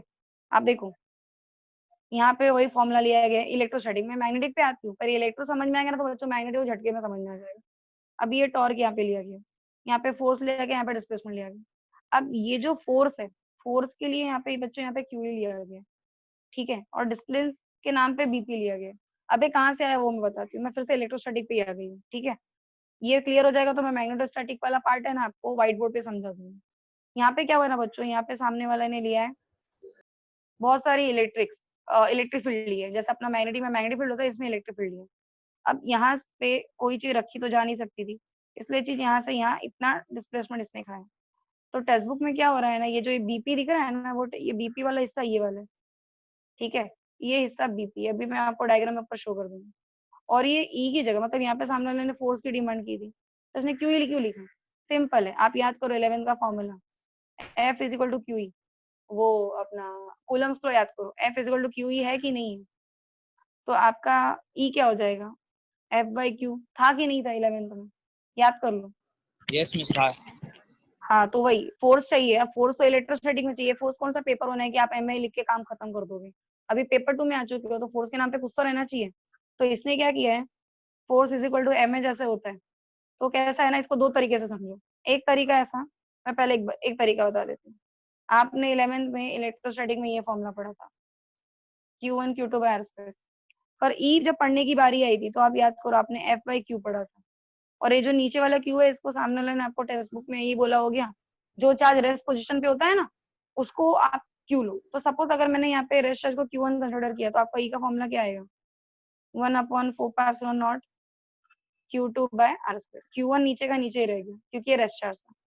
तो इस फॉर्मूले में क्या है, Q2 बाय आर स्क्वायर, मतलब एफ बाई क्यू किया तब आपको ये आया। और मैं ज्यादा आपको डीप में क्यों जाऊँ, यही टेक्स्ट बुक में यही चैप्टर में पढ़ा रही हूँ आपको, तो इसमें तो आपको मैं दिखा ही सकती हूँ। फालतू में आपको समझाने गई, एक सेकंड देखो, जबकि टेक्स्ट बुक मेरे हाथ में है, मैं यहाँ से आपको डायरेक्टली समझा सकती हूँ। देखो बच्चों, ये देखो फॉर्मूला देखो। तो इसके लिए 11th के टेक्स्ट बुक में घुसने का मेरा मकसद वही था कि आपको चीजें क्लियर हो जाए अच्छे से, मतलब आपको ये ना लगे कि यार 11th वीक था, पूरा 12th के फिजिक्स की भी वाट लग गई। वो होना ही नहीं चाहिए। मतलब आपको मैं पढ़ा रही हूँ तो मतलब मेरे बच्चे निकालने चाहिए अच्छे मार्क्स, मेरे बच्चे समझने चाहिए, वो मेरा मेन कंसर्न। और उसके लिए जो जरूरत पड़ेगा आई डेफिनेटली डू। ठीक है बच्चों, एवरीवन, सिर्फ आप अपना मन रखो कि हमको सीखने का, अपना मार्क्स फिजिक्स में जाना नहीं चाहिए। पेपर 2 में तो गलती से नहीं जाएगा, भले ही 11th अपने को इतना अच्छे से क्लियर है या नहीं क्लियर है, वॉट एवर रीजन, भले आप अपसेंट रहे हो, भले आपने ध्यान नहीं दिया या कुछ भी रीजन। तो ये फॉर्मूला बच्चों, तो अभी अपने को क्या है ना, अपने को अभी पेपर 2 में जरूरत पड़ी। ठीक है, तो पेपर 2 में फोर्स की जरूरत पड़ी, और ऑब्वियसली चैप्टर इलेक्ट्रोस्टैटिक मतलब चार्ज से रिलेटेड बात हो रही है, इलेक्ट्रिक फील्ड से रिलेटेड बात हो रही है। तो जैसे ही फोर्स पूछा गया और आ गया, अरे यार इधर तो डायग्राम में चार्ज की बात हो रही है, क्योंकि आप देखो ऐसे इलेक्ट्रिक फील्ड की लाइनें बनी थी, उसमें डायपोल बना था, डायपोल में क्या होता है, प्लस क्यू माइनस का। ठीक है, तो ऑब्वियस सी बात है, फोर्स की बात निकल के अगर आ रही है और साफ साफ आपको दिख रहा है ई और क्यू है, तो आपके दिमाग में ये नहीं क्लिक होगा, अरे यार मैंने 11 में ये फॉर्मूला पढ़ा था, F is equal to Q E, क्योंकि इस फॉर्मूले में एफ बाहर निकालोगे तो क्यू इंटू ई बनेगा ना। तो वैसे ही अपने मैग्नेटिक वाले चैप्टर में क्या होता है ना बच्चों, अभी एम में इलेक्ट्रिक में वही बन गया क्यू, तो मैग्नेटिक में वही चीज बन जाएगा बच्चों अपना एम बी। ये क्यों बना, जो इलेक्ट्रिक फील्ड होता है इलेक्ट्रोस्टैटिक में, वही मैग्नेटिक मटेरियल्स में वो क्या हो गया, वो मैग्नेटिक फील्ड हो जाता है। इलेक्ट्रोस्टैटिक में जो डाइपोल के बारे में लिखा जाता है वो क्यू करके लिखा जाता है, प्लस क्यू माइनस। ठीक है, electrostatic point of view. Magnetostatic point of view क्या लिखा जाता है उसको, एम। याद करो, मैंने पोजिशन बताया था ना, प्लस एम माइनस एम, तो बस वही हुआ है बच्चों, यहाँ पे एम बी आ गया। तो अगर मैं मैग्नेटिक मटेरियल पढ़ाऊंगी तो फोर्स के लिए मैं एम बी यूज करूंगी, अगर मैंने इलेक्ट्रोस्टैटिक पढ़ा है तो मैं फोर्स के लिए क्यू यूज करूंगी। ठीक है, अब इसको समझने का एक दूसरा तरीका भी है। दूसरा तरीका क्या है वो भी मैं बता देती हूँ। दूसरा तरीका ये है बच्चों कि अभी मैंने लिखा है एफ इजिकल टू एम। कोई भी एक बॉडी है, उसका एक पर्टिकुलर कुछ तो मास है, मैंने यहाँ से उसको धक्का दिया, धक्का देने पे वो बॉडी आगे गई, तो आप उसको कैसे लिखोगे, एम में लिखते हो ना, एम तो वहीं का वहीं बैठा रहता है, ए आपको देने का काम होता है, आप जितना ज्यादा दोगे उतना ही धक्का मार के और आगे जाएगा। तो at the end multiple of M into A will be F, correct है। अब इसी चीज को आप पेपर 2 में कैसे समझ सकते हो, पेपर 2 में ऐसे समझो कि यार मैंने तो ये इलेक्ट्रिक लाइन बना के रखी थी, मैं एक डायपोल इधर रखना चाहता था, पर क्योंकि दोनों में सेम प्रॉपर्टीज, तो दोनों रह नहीं पाए इधर, तो ये डायपोल धक्का मार के मैं इधर पहुंच गया। क्योंकि अगर मैं परपेंडिकुलर 90 डिग्री भी रखता तो मेरा साइन 91 मेरे को फिर डेरिवेशन में आता क्या, मेरा तो फॉर्मूला डिराइव हो जाता, तो मैं वो भी नहीं चाहता था। तो मैंने एक काम किया, मैंने इसको परपेंडिकुलर रख दिया, परपेंडिकुलर रखा तो यहाँ पे डिस्प्लेसमेंट भी देखने को मिला। अब आप यहाँ पे ये सोचो कि ये ई था, तभी तो ये डायपोल सीधे ना बैठ के उल्टा गया, कहीं ना कहीं ई उसका जिम्मेदार है। तो ए का काम जो F is equals to M A होता है, तो पेपर 2 में इस ए का काम कौन कर रहा है, ई कर रहा है। और जो चीज यहाँ से वहां डिस्प्लेस हो रही है, वो चीज कौन सी हो रही है, डाइपोल। डाइपोल के अंदर क्या बैठा है, पोल स्ट्रेंथ। पोल स्ट्रेंथ आप प्लस एम माइनस एम करके लिखते हो, तो ऑब्वियस ही बात है। तो अभी इलेक्ट्रिक फील्ड की बात हो रही है, तो इलेक्ट्रिक फील्ड में वही चीज क्या हो जाएगी, इलेक्ट्रिक फील्ड में वही चीज हो जाएगी, प्लस क्यू माइनस क्यू, तो वही क्यू ही हो गया, एम की जगह क्यू आ गया, क्योंकि वहां पे मास चुपचाप बैठा रहता था पेपर 1 पे, यहाँ पे डाइपोल चुपचाप बैठा हुआ है। वहां पे धक्का देने का काम हम कर रहे थे, उसको एक्सेलरेशन बोला जा रहा था। पेपर 2 में वो धक्का देने का काम इलेक्ट्रिक फील्ड कर रहे हैं, इसके लिए उसको ई बोल दिया। तो this is the second method of understanding, क्योंकि पेपर 2 पेपर 1 कुछ फिजिक्स में अलग नहीं होता, सब एक होता है। बस एक बार ये सोच के चलो कि हमको इसको याद करना है, प्रैक्टिस करनी है, नहीं, इधर अपना वो केमिस्ट्री मैथ्स वाला दिमाग मत लगाओ। यहाँ पे क्या दिमाग लगाओ, मैं यहाँ फिजिक्स पढ़ने बैठा हूँ ना, मेरे को सिर्फ समझने पे जोर देना है और लॉजिक पे ध्यान देना है कि कौन सा लॉजिक किस लॉजिक से फिट बैठ रहा है। जैसे यहाँ पे मैंने एक लॉजिक बताया, MA को QE की तरह कैसे याद कर सकते हो, कैसे समझ सकते हो, क्योंकि जरूरी ही नहीं है कि हर बार बच्चा E equal to F by Q रट्टा ही मार के बैठा रहे। बच्चे को दिमाग लगाना रहे तो दिमाग लगाने के हिसाब से भी आप कैसे याद कर सकते हो, वो मैंने बच्चों यहाँ पे समझाने की कोशिश की है। ठीक है, तो जब आपका थैंक यू मिस। MA हो गया तो वही आप इलेक्ट्रोस्टैटिक में QE करके पढ़ सकते हो। अब आप मैग्नेटिक फील्ड में होगे तो मैग्नेटिक फील्ड में क्या रहेगा, जो लाइन इलेक्ट्रोस्टैटिक में E थी वही मैग्नेटिक में B बन जाएगी। जो वहां पे electric dipole plus Q minus Q था वही यहाँ पे क्या हो जाएगा, मैग्नेटिक में प्लस एम माइनस है। तो यही QE का फॉर्मूला आपका कैसे रिप्लेस हो जाएगा, MB, कि भाई जो धक्का देने का काम E कर रहा था इलेक्ट्रोस्टैटिक में वही मैग्नेटिक फील्ड में B कर रहा है। जो चीज धक्का खा रही थी डायपोल वो इलेक्ट्रोस्टैटिक में क्यू करके लिखी जा रही थी, वही मैग्नेट में पोजिशन करके लिखी जा रही है प्लस एम माइनस में। तो वो क्या ना फंडा रेडी क्लियर है, बस यही करने का है। तो आपको क्या करना है, अभी मैं व्हाइट बोर्ड पे आ जाती हूँ, अभी मैं व्हाइट बोर्ड पे आपको समझाती हूँ। अपने टेक्स्ट बुक में ये दी हुई है चीज, तो अपने को करना कैसे, अपने टेक्स्ट बुक में यही सेम चीज है। मैं हेडिंग नहीं लिख रही हूँ ना जगह फालतू में जाएगा, आपको मैं बता दे रही हूँ। कपल, जैसे अपना 11 में अपन ने क्या पढ़ा, couple acting on a electric dipole, couple electric dipole पे एक्ट हो रहा था और वो डायपोल किधर रखा गया था, इलेक्ट्रिक फील्ड में रखा गया था, वो इलेक्ट्रोस्टैटिक था। अभी अपन मैग्नेटिक मटेरियल चैप्टर पढ़ रहे हैं 12th का, तो इसमें अपन क्या पढ़ने वाले हैं, कपल या टॉर्क जो भी है, ठीक है, एक्टिंग हो ना मैग्नेटिक डायपोल। 11 का इलेक्ट्रिक डायपोल था, ये चैप्टर मैग्नेटिक फील्ड वाला है इसलिए magnetic dipole. Couple acting on a magnetic dipole placed in a uniform magnetic field. Uniform word क्यों आया, क्योंकि सारी की सारी लाइनें यहाँ पे जो है वो एक दूसरे के पैरेलल है। तो सारी की सारी लाइनें पैरेलल है, इसको अपन इंग्लिश भाषा में क्या बोलते हैं, यूनिफॉर्म। और सारी लाइनें हैं किसकी, मैग्नेटिक फील्ड की, तो इसकी वजह से इसको बोल दिया गया यूनिफॉर्म मैग्नेटिक फील्ड। अब इसके ऊपर मैंने एक उठा के डायपोल रखना चाहा, डायपोल ऑब्वियस सी बात है अपने रास्ते से भटकेगा, एक तरफ माइनस क्यू लिखा एक तरफ प्लस क्यू लिखा। अब ये दोनों लाइनों के बीच का जो डिस्टेंस होता है वो 12 होता है। अब ये धक्का खा के यहाँ से यहाँ गया, सपोज मैंने इनका एक नामकरण कर दिया, ये ए है, ये बी होना चाहिए था जहाँ ये रहना चाहिए था, जो कि अनफॉर्चुनेटली नहीं है। अरे यार माइक था।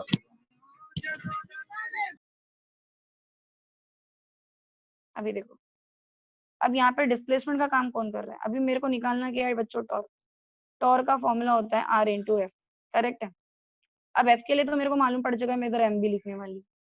आर के लिए मैं क्या करूंगी, तो बच्चों मेरी चीज ए बी पे ठहरने वाली थी पर इस मैग्नेटिक फील्ड की वजह से ठहर नहीं पाई, तो मेरी चीज डिस्प्लेस हुई यहाँ से यहाँ तक। तो ये बच्चों मेरा डिस्प्लेसमेंट का काम कर रहा है। कौन मेरा डिस्प्लेसमेंट काम कर रहा है, बीसी। बीसी यहाँ पे काम कर रहा है डिस्प्लेसमेंट का, ठीक है बच्चों। अब इस बीसी की बात की जाए तो इस बीसी के बारे में मैं बता देती हूँ। इस बीसी का जो फंडा है ना बच्चों, उसको मैं डिराइव करके बता दूं। पहले बीसी निकालना, तो बच्चों पहले इस ट्राइंगल पे ध्यान दो, triangle A B and C, यहाँ पे 90 डिग्री बन गया, ठीक है। अभी मेरे को ये आर के लिए कुछ तो मेरे को चाहिए, फॉर्मूला मेरे हाथ में आ जाए, तो मैं ट्राइंगल एबीसी को प्रूफ करती हूँ, ठीक है। अगर मैं ट्राइंगल एबीसी को cos theta point of view proof करने जाऊँ कि मेरे को ट्राइंगल एबीसी प्रूफ करना है, तो उसका कॉस्ट थीटा क्या होगा, तो बच्चों इसका कॉस्ट थीटा क्या रहेगा, सिंपल है। आप इसका क्या बोलोगे, cos theta is A B upon A C बोलोगे। अब इसको आप सॉल्व करोगे तो क्या आएगा, A B equal to A C cos theta. अब आपको क्या है बच्चों, ए बी चाहिए था क्या, ए बी वो तो रहने वाला था, वो रहा नहीं क्योंकि रिपल्शन हो गया। तो मतलब आपका कॉस्ट थीटा इधर हेल्प कुछ नहीं कर रहा है कुछ आंसर लाने के लिए। आपको इधर फिलहाल आंसर, आपको F equal to M B मालूम पड़ चुका है। आपका रास्ते का मेन पत्थर कौन बन रहा है, यार बीसी के लिए क्या किया जाए। तो बीसी के लिए क्या करना है, अगर आप इधर साइन थीटा लिखते हो, अब आप साइन थीटा लिखोगे तो आपका फॉर्मूला क्या हो जाएगा, BC upon A C, correct है। अब आप बीसी बाहर निकालो तो क्या होगा, ए सी साइन थीटा, और वही आपको बीसी तो चाहिए था क्योंकि यही तो आ रहा है, बीसी तो आ रहा है जो डिस्प्लेसमेंट हुआ। चीजें यहाँ ना रह के ऊपर गई, ऊपर गई तो बी से बी और सी क्या हो गया, डिस्प्लेसमेंट। तो वही तो अपना torque is r into F का आर क्या है, बीसी ही है, अपने को बीसी के लिए कुछ चाहिए था। तो ट्राइंगल एबीसी सॉल्व करके अपने को बीसी का आंसर मिल रहा है। तो BC is what, AC sine theta. और बच्चों एसी क्या है, एसी इज 12। तो आगे आपको बीसी इज 12 साइन थीटा। अब यही बीसी आपको उठा के पुट कर दें, जब तक आप अभी आपको मैं कुछ देर पहले लिखवा रही थी ना torque is r into F, तो उस आर के लिए बीसी लिख के मैंने छोड़ दिया था, करेक्ट है। तो बीसी का आंसर अब आपके पास आ गया, दैट इज 12 साइन थीटा। बस ये 12 साइन थीटा उधर उठा के पुट कर दो, ठीक है। अब आप जब पुट करोगे तो आपका फॉर्मूला देख लो,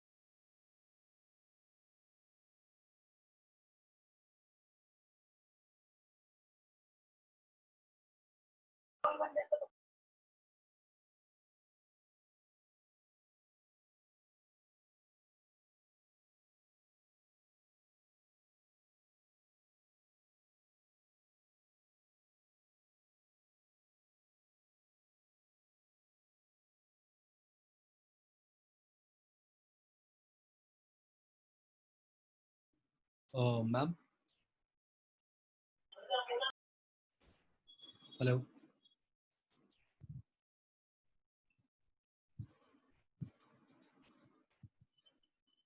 ma'am, we can't hear you, you muted. Hello. Yeah ma'am, mute हो गया था, आपका माइक सुनाई नहीं दे रहा था। Okay okay, now it is proper sir. Yes ma'am. Okay okay, thank you sir. तो बच्चों यहाँ पे आ गया आपका M B sine theta, correct है। तो ये आपका फॉर्मूला प्रूव हो गया। तो आपको ट्वेल्थ के एग्जाम में अगर ऐसा आया कि couple acting on a magnetic dipole when it is placed in a uniform magnetic field, derive it. तो ये पूरा आपको बच्चों डिराइव करना है। This is your final answer, ठीक है। हाँ, इसके अंदर अगर आप एक्स्ट्रा कुछ करना चाहो तो आप क्या कर सकते हो। देखो, आपने 11th में ये पढ़ा था, ए क्रॉस, जब क्रॉस हटता है तो क्या आता है, ए बी साइन थीटा आता है। जब ये क्रॉस हटता है तो साइन थीटा आता है। और अगर बच्चों ये ए डॉट बी होता तो क्या आता, ये आता A B cos theta, correct है। तो जब साइन रहता है तो बीच में क्रॉस होता है, सॉरी साइन रहेगा तो क्रॉस, क्रॉस हटा तो साइन आता है, ठीक है। क्रॉस हटा तो साइन आ गया, डॉट हटा तो कॉस आ गया। तो अभी अपन ने क्या पढ़ा है बच्चों, torque is equals to M B sine theta. तो अगर मैं ये साइन हटाऊंगी तो मैं इस फॉर्मूला को ऐसे लिख सकती हूँ। तो बच्चों ये अपना फॉर्मूला है, torque is M cross B. अगर ये क्रॉस है तो साइन नहीं रहेगा, और साइन है तो क्रॉस नहीं रहेगा। वही फंडा यहाँ पे लगने वाला है। तो आप ज्यादा से ज्यादा इधर और क्या लिख सकते हो कि because torque is equals to M B sine theta. तो बच्चों आप ऐसा लिख सकते हो, अभी आप केसेस कर सकते हो। Case number 1, if theta is equal to 0, तो बच्चों यू नो साइन 0 कितना होता है, साइन 0 अपना 0 होता है। तो टॉर्क का आंसर क्या हो जाएगा बच्चों, 0, क्योंकि साइन 0 ही 0 हो गया। तो 0 multiply by M B at the end answer क्या देगा, 0 ही देगा ना। 0 के साथ कुछ भी मल्टीप्लाई करोगे आंसर विल बी 0। अभी अगर आपने सपोज लिखा theta is equal to 90 degree, तो बच्चों को पता है कि साइन 90 कितना होता है, साइन 90 होता है 1। तो आपका टॉर्क का फॉर्मूला क्या हो जाएगा, m into B sine 90 is 1। तो आप सीधा लिख दो टॉर्क इज एम बी। तो ये केसेस है बच्चों। अभी आपको मैं 12th के टेक्स्ट बुक में दिखाती हूँ कि हमने क्या क्या कर लिया, ठीक है। वेट अ मिनट, भैया आ जाओ। क्या हो गया इसको,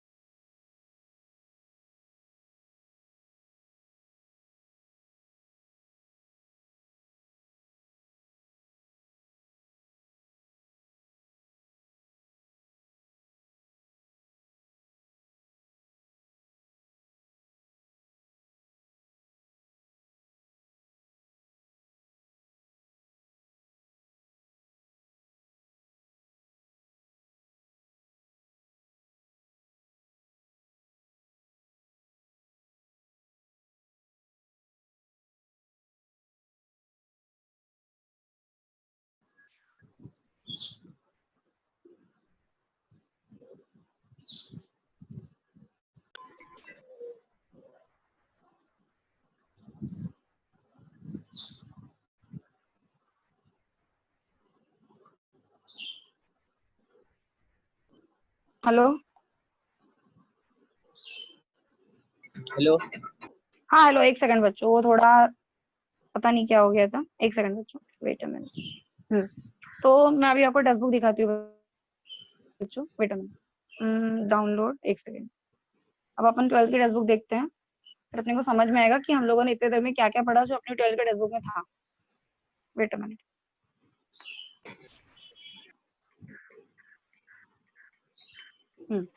ये रहा बच्चों, अभी देखो मैग्नेटिक मटेरियल चैप्टर है, करेक्ट है। मैग्नेटिक मटेरियल चैप्टर के अंदर हम लोग को क्या क्या पढ़ना है मैं पहले बता देती हूँ। इधर इन्होंने क्या बोला है, you studied about magnetic dipole and dipole movement due to the short bar magnet. Also, you studied about magnetic field due to the short magnet at any point in its vicinity. When such a small bar magnet is suspended freely, it remain along the geographic north and south. Okay. तो बच्चों ये सारी की सारी चीजें मैंने 11th की है, जो मैंने ऑलरेडी आपको 11th का टेक्स्ट बुक वगैरह दिखा के सबको डिटेल करवा दिया, करेक्ट है बच्चों। अब आप इसके बाद में इन लोग कंसिडर कर रहे थे कि बच्चे ने पढ़ी होगी, बट देखो मैंने आपको वो भी रिवाइज करवा दी है। फिर आप नीचे आओगे ना बच्चों, यहाँ पे आप आओगे तो यहाँ पे क्या लिखा हुआ है, in the present chapter you will learn about the behavior of short bar magnet which is kept in a two mutually perpendicular magnetic field। ठीक है, मतलब ये बता रहा है अभी चैप्टर में हम आगे क्या पढ़ेंगे। अब इसमें इन्होंने और क्या दिया है, you will also going to learn about the different type of the magnetism like di, para and ferromagnetism with their properties। अब देखो ये जो डाई, पैरा एंड फेरो है ना बच्चों, ये है टाइप ऑफ मैग्नेट है, ठीक है। मैग्नेट के 3 टाइप्स होते हैं, ये वो चीज है। तो इसको हम लोग चैप्टर में आगे पढ़ने ही वाले हैं, क्योंकि जस्ट इंट्रोडक्शन पार्ट है, जस्ट मैं इसको रीड कर रही थी। अब हम लोग थोड़ा इधर आ जाते हैं, आप यहाँ पे हेडिंग देख सकते हो बच्चों, क्या लिखा है,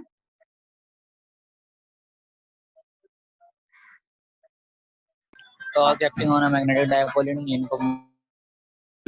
बराबर। एक्चुअली बच्चों मैं इसका नोट्स एक्चुअली मैं जो भी व्हाइट बोर्ड पे पढ़ा रही हूँ मैं उसको सेव कर सकती हूँ और सेव करके भेज सकती हूँ, बट एक्चुअली बच्चों क्योंकि रिकॉर्ड हो रहा है तो इसके लिए बच्चों मैंने उसका सेव नहीं करने गई, क्योंकि व्हाइट बोर्ड पे जो हम पढ़ाते हैं ना जूम में ऐसा आता है ऑप्शन कि वी कैन सेव दैट। मैं सेव करके उसको पीडीएफ में कन्वर्ट करके भी आपको भेज सकती थी, बट क्योंकि रिकॉर्ड हो रहा है इसके लिए बच्चों मैंने अभी तक सेव नहीं किया है इसका नोट्स। अगर आपको चाहिए रहेगा कि मैम आप व्हाइट बोर्ड पे जो भी बताओ आप हमको उसका पीडीएफ भेज दो, तो बच्चों वैसा आप बता देना मुझे, मतलब आप लोग अभी लेक्चर खत्म होते तक आप मुझे मतलब क्या बोलते हैं अपना मैसेज वाले सेक्शन में बता देना, या तो म्यूट हटा के बता देना कि कितने बच्चे लोगों को चाहिए। तो जो भी मैं व्हाइट बोर्ड पे पढ़ाऊंगी तो ताकि आपको डेरिवेशन वो आपके घर पे बैठ के लिखने की जरूरत ना पड़े, आप सिर्फ सुनो समझ लो, 1.5 घंटे के लेक्चर में बस उतना आप काम करो। अगर आपको ऐसा चाहिए कि मैम हम सीधा लेक्चर में सुनना चाहते हैं, लिखना नहीं चाहते हैं, और रिकॉर्डिंग हम सुन लेंगे मैम, प्लस आप जो भी व्हाइट बोर्ड पे करा रहे हो डेरिवेशन या कुछ भी समझा रहे हो आप उसको सेव कर लेना, आप हमको भेज देना। ऐसा अगर आपको चाहिए रहेगा, क्योंकि तो फिर मैं डेफिनेटली वो कर दूंगी क्योंकि सेव का ऑप्शन होता है, ठीक है मैम। तो अभी बच्चों मुझे प्राइवेटली तो 1-2 लोगों ने भेजा है, मैं चाहती हूँ आप वैसा सबके सब भेजो और एवरीवन मेरे को पता चले, तो 12 बजे जब खत्म होगा तब आप भेज देना, अब अपन सिर्फ इधर समझने पे ध्यान दे, ठीक है। मैंने जस्ट बता दिया क्योंकि मुझे 1-2 बच्चों का प्राइवेटली मैसेज आया ऐसा, मुझे ऐसा लगा क्योंकि ऑब्वियसली पढ़ रहे हैं यार, तो अपना ऐसा नहीं होना चाहिए कि टाइम पास हो रहा है, अपना पढ़ाई बराबर होना चाहिए कि अपने को आगे चल के प्रॉब्लम नहीं रहे, इसके लिए जस्ट मैंने पूछ लिया बच्चों। अभी चलो अपन पढ़ते हैं, यहाँ पे क्या लिखा है, torque acting on a magnetic dipole uniform magnetic field. अब ये जो वर्ड यहाँ पे दिया है इसके बारे में मुझे अब समझाने की जरूरत नहीं है, I think we already discuss in our white board, even we used our 11 text books too, ठीक है। तो ये अपना डिराइव ऑलरेडी हो चुका है, तो we have completed our page number 251। फिर अपन बच्चे इधर आगे बढ़ते हैं, तो here you can see this, और डायग्राम भी आपके सामने मौजूद है, आपके सामने देखो मैंने जूम करके दिखा रही हूँ। Magnet capped in a uniform magnetic field, ये सब समझा चुकी हूँ, इसके लिए मैंने आपको बताया था बच्चों 11th का मैं पढ़ा रही हूँ, 12th में आसानी होगी। तो देखो ये सारी चीजें आपको ऑलरेडी पता चल चुकी है, ठीक है। अब ये हो गया, अब इसके बाद में अपने को इस टेक्स्ट बुक में जो आगे पढ़ना है वो चीज ये है बच्चों, due to the torque the bar magnet will undergo the rotational motion. Obviously torque होने की वजह से वो जो डाइपोल है वो रोटेट मारेगा पूरे उस मैग्नेटिक फील्ड में, ये तो बात पक्की है। तो इससे क्या होगा, whenever a displacement like linear और एंगुलर इज टेकिंग प्लेस, मतलब लीनियर और एंगुलर क्या होता है अब आई थिंक मुझे बताने की जरूरत नहीं है, मैंने लास्ट लेक्चर में रोटेशनल डायनामिक्स ऐसे ही जस्ट इंट्रोडक्शन स्टार्ट कर लिया था, हालांकि मुझे ये लेने के लिए बोला गया था, सर ने बोला था। तो लीनियर एंगुलर क्या होता है मैं ऑलरेडी समझा चुकी हूँ, लास्ट लेक्चर में जो भी प्रेजेंट रहे होंगे उनको पता होगा लीनियर एंगुलर का मतलब। तो ऑब्वियस सी बात है जब वो डाइपोल घूमेगा तो लीनियर नहीं वो एंगुलर ही घूमने वाला है, अलग अलग एंगल बनाएगा। तो इससे होगा क्या, वर्क इज बिंग डन, क्योंकि जब उस डाइपोल को मैं घुमा रही हूँ तो ऑब्वियसली उधर फोर्स लगा रही हूँ तभी वो घूम रहा है, प्लस उसके अंदर और क्या देखने को मिल रहा है, उसके अंदर डिस्प्लेसमेंट भी देखने को मिल रहा है। तो बच्चों आपको फॉर्मूला पता होगा, फोर्स इंटू डिस्प्लेसमेंट वाला। वर्क डन का फॉर्मूला क्या होता है बच्चों? F into x, force into displacement. तो जब वो डाइपोल रोटेट मार रहा है, तो डाइपोल रोटेट किसकी वजह से मार रहा है? फोर्स लग रहा है। फोर्स कौन दे रहा है? मैग्नेटिक फील्ड ही दे रहा है ना उसको। और मैग्नेटिक फील्ड के फॉर्मूले में आप एम मल्टीप्लाई करो तो एट दी एंड एफ ही बनता है। अभी कुछ देर पहले अपन ने पढ़ा ना, क्या पढ़ा अपन ने? यही पढ़ा है ना, एफ इज एम बी। तो फोर्स उसको मिल रहा है, और उसकी वजह से वो जो डाइपोल, ये जो इलेक्ट्रिक, ये जो मैग्नेटिक लाइन थी, इधर डाइपोल कभी ऐसा घूम रहा है, कभी इधर जाएगा, कभी इधर जाएगा, वो घूमते ही रहेगा, मतलब लीनियर और एंगुलर। तो ऐसा करने से वर्क परफॉर्म होगा। Such work is stored in the form of potential energy. और जितना आप उधर मैग्नेट घूमने का मतलब बच्चों, ये एनर्जी स्टोर होगी। आपने सुना होगा AC to DC conversion, DC to AC conversion, rectifier, diode, बहुत सारी चीजें सुनी होगी। तो बच्चों जब ये डाइपोल बार बार घूम रहा है ना, तो कहीं ना कहीं वो एनर्जी स्टोर करेगा, ठीक है। और वही एनर्जी किधर यूज होगा? आप मतलब अभी आपने सपोज यहाँ पे वो डाइपोल को जितना चाहिए रोटेट कर करके आपने सपोज 8 टेस्ला एनर्जी स्टोर कर ली। अब सपोज आपके घर में आपको ट्यूबलाइट जलाना है, या आपके घर पे आपको कुछ भी चीज जलानी है, आपके पास अगर 8 टेस्ला है, तो आप बोल सकते हो कि हाँ भाई मैंने इतना एनर्जी डाइपोल घुमा घुमा के स्टोर कर लिया, इसको आप उधर लगाओ, देखो काम हो जाएगा। अबे प्रैक्टिकली घर पे कोई करने मत जाना, हाँ, क्योंकि अभी हम लोगों ने कोई इसको प्रैक्टिकली लैब में नहीं परफॉर्म किया है, जस्ट हम लोग थियरी में डिस्कस कर रहे हैं। करने मत जाना। हाँ, यूट्यूब पे इससे रिलेटेड वीडियोस देखने अगर आपको इंटरेस्ट आया है, देखो समझो क्या होता है, कैसे होता है, ठीक है। प्रैक्टिकली कुछ घर पे करते मत बनना, इलेक्ट्रॉनिक सामान है, ठीक है। तो इधर क्या बोल रहा है कि जैसे जैसे वो घूमेगा वो एनर्जी स्टोर करेगा, and when the electric dipole is kept in electric field. अब यहाँ पे इसने वर्ड गलत यूज किया, यहाँ पे इलेक्ट्रिक नहीं, वर्ड यहाँ पे यूज होना चाहिए था व्हेन द मैग्नेटिक डाइपोल। अभी जिसने भी ये चैप्टर बनाया उसको दिमाग में शायद इलेक्ट्रोस्टैटिक या ऑब्वियसली 11 के चैप्टर घूम रहे होंगे, तो ये इधर ध्यान देना बच्चों। When the magnetic dipole is kept in a magnetic field, जब मैग्नेटिक डाइपोल मैग्नेटिक फील्ड में रखा रहेगा तो एनर्जी स्टोर करेगा ही करेगा। ऑब्वियसली अभी वो डिस्कस किया हमने कि ये इलेक्ट्रिक लाइन थी, अगर इलेक्ट्रिक डाइपोल घूमेगा तो ऑब्वियसली एनर्जी स्टोर होगा। उसी तरह से अगर मैं इसको मैग्नेटिक फील्ड मानूं, और ये जो डाइपोल घूम रहा है इसको मैग्नेटिक डाइपोल मानूं, और ये घूम रहा है, तो ऑब्वियस सी बात है वो भी एनर्जी स्टोर करेगा। तो उस स्टोर एनर्जी को क्या बोला जाएगा? उस स्टोर एनर्जी को बोला जाएगा इलेक्ट्रोस्टैटिक पोटेंशियल एनर्जी। अब इसने ये वर्ड गलत यूज किया है, इलेक्ट्रोस्टैटिक पोटेंशियल एनर्जी, क्योंकि चैप्टर इलेक्ट्रोस्टैटिक नहीं चल रहा है, चैप्टर मैग्नेटिक मटेरियल चल रहा है। तो इसका नाम क्या होना चाहिए था? इसका नाम होना चाहिए था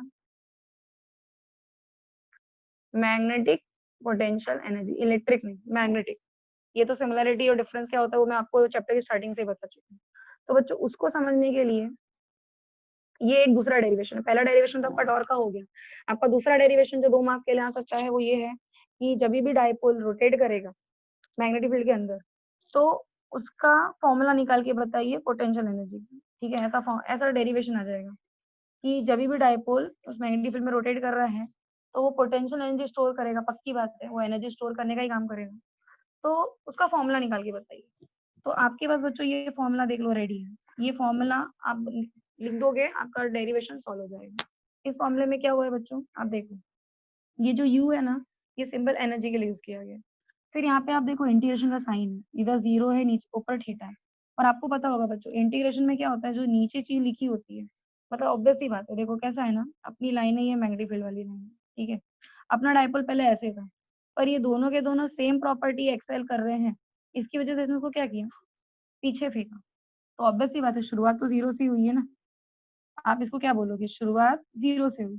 अब वो डाइपोल जिधर भी जाके रुके, वो थीटा कुछ भी हो सकता है। तो इंटीग्रेशन में ना बच्चों जो भी चीज नीचे लिखी जाती है, ये जो साइन आपको दिख रहा है, ये वाला साइन, ये वाला साइन है ना बच्चों, इंटीग्रेशन का साइन है ये वाला। इंटीग्रेशन में जो नीचे नीचे लिखी होती है, मतलब चीजें जहाँ से चलना चालू की वो नीचे होता है, और चीजें जहाँ पे खत्म होगी वो ऊपर लिखा होता है। अब इधर अपने को ही नहीं मालूम अपना डाइपोल घूम के 90 डिग्री पे रुकेगा। अभी मेरा डाइपोल पहले ऐसे था बैठा हुआ, अब मेरा डाइपोल इधर गया, अब अगले स्टेप पे मेरा डाइपोल इधर जाएगा, अगले स्टेप पे मेरा डाइपोल इधर जाएगा। तो कहने का मतलब है मैं जीरो पे बैठी थी, जीरो से मैं 90 पे रुकूं, या मैं किसी और जगह पे रुकी, या मैं 180 पे रुकी, या मैं 270 पे रुकूं, वो पता नहीं मुझे। इसके लिए सामने वाले ने कुछ एक एंगल नहीं बताया, सिर्फ थीटा लिखा। तो जो एनर्जी निकालने का तरीका क्या हो गया, एनर्जी निकालने का तरीका ये हो गया कि integration zero to theta torque theta d theta. Derivative हमेशा कब लगता है, इंटीग्रेशन रहेगा तो डेरिवेटिव लगेगा ही लगेगा। फिर अपन ने टॉर्क का बच्चों फॉर्मूला निकाल दिया था, दैट इज एमडी साइन, उसको अपन डेरिवेट कर रहे हैं। अभी मैथ्स में आप डेरिवेटिव इंटीग्रेशन शायद 11th के एंड में आपने पढ़ा होगा, और मैथ्स आपका ऑब्वियस सी बात है आप लोगों को अच्छा ही है, आपको समझ में प्रॉपरली एकदम डिटेल में आ चुका है 11th का। तो आई होप आपको ये समझ में आ रहा होगा। तो बच्चों कैसा होता है ना, जब आप इंटीग्रेशन करते हो ना थीटा का, तो बच्चों कभी भी इंटीग्रेशन साइन है ना तो डेरिवेटिव लगना कंफर्म होता है बच्चों। तो sine theta d theta will be minus cos theta, आगे डी थीटा, क्योंकि बगैर डेरिवेटिव के आप इंटीग्रेशन भी नहीं सकते। तो साइन थीटा का इंटीग्रेशन बच्चों माइनस कॉस थीटा होता है, ठीक है। तो इस वजह से क्या हो गया ना, इस स्टेप को कैसा किया है, इंटीग्रेशन की बात हो रही है थीटा की, तो ऑब्वियस सी बात है साइन थीटा का साथ ही इंटीग्रेशन होगा, उसमें इस एमबी का कोई लेना देना नहीं है। इसके लिए बच्चों इस स्टेप से इस स्टेप आने के लिए है ना, इन्होंने क्या किया है, देखो मैं इसके बाद वाला स्टेप बता रही हूँ। एमबी को बाहर निकाला, साइन थीटा डी थीटा लिखा। अब एमबी एज इट इज लिखा, साइन थीटा का डेरिवेटिव क्या है, मैम साइन थीटा का डेरिवेटिव तो cos थीटा होता है, माइनस नहीं होता है। साइन थीटा का डेरिवेटिव cos थीटा होता है, बट यहाँ पे इंटीग्रेशन लगा है तो इसके लिए साइन का इंटीग्रेशन माइनस cos थीटा होता है। साइन का डेरिवेटिव अलग होता है, साइन का इंटीग्रेशन अलग होता है। तो यहाँ पे बच्चों इंटीग्रेशन का साइन लगा है, तो बच्चों साइन थीटा का जो इंटीग्रेशन है that will be minus cos theta, ठीक है। तो यहाँ पे आप देखो आपको आंसर आएगा u is equal to minus M B cos theta. क्यों ऐसा आया, क्योंकि साइन थीटा सिर्फ डेरिवेटिव होता तो बात अलग होती, cos थीटा लगता, पर यहाँ पे इंटीग्रेशन लगा है और ये इंटीग्रेशन ऑब्वियसली थीटा से रिलेटेड है, तो ऑब्वियसली वो सीधा साइन थीटा के पास जाएगा, वो एम बी को बाहर निकाल देगा। आपको भी पता है कि आप किसी भी टर्म का डेरिवेटिव करो या आप किसी भी टर्म का इंटीग्रेशन करो, कांस्टेंट चीजें कभी भी डेरिवेटिव और इंटीग्रेशन में रही रखी जाती है, क्योंकि कोई भी कांस्टेंट वैल्यू आप डेरिवेटिव इंटीग्रेशन में रखोगे वो उसका आंसर सीधा जीरो बना देते हैं, आपको पता ही होगा। तो इसके लिए बच्चों इस स्टेप के बाद एम बी बाहर आया, साइन थीटा जो था डेरिवेटिव अपना, इस पे इंटीग्रेशन लगा है 0 टू थीटा करके, तो M B sine theta will be minus cos theta.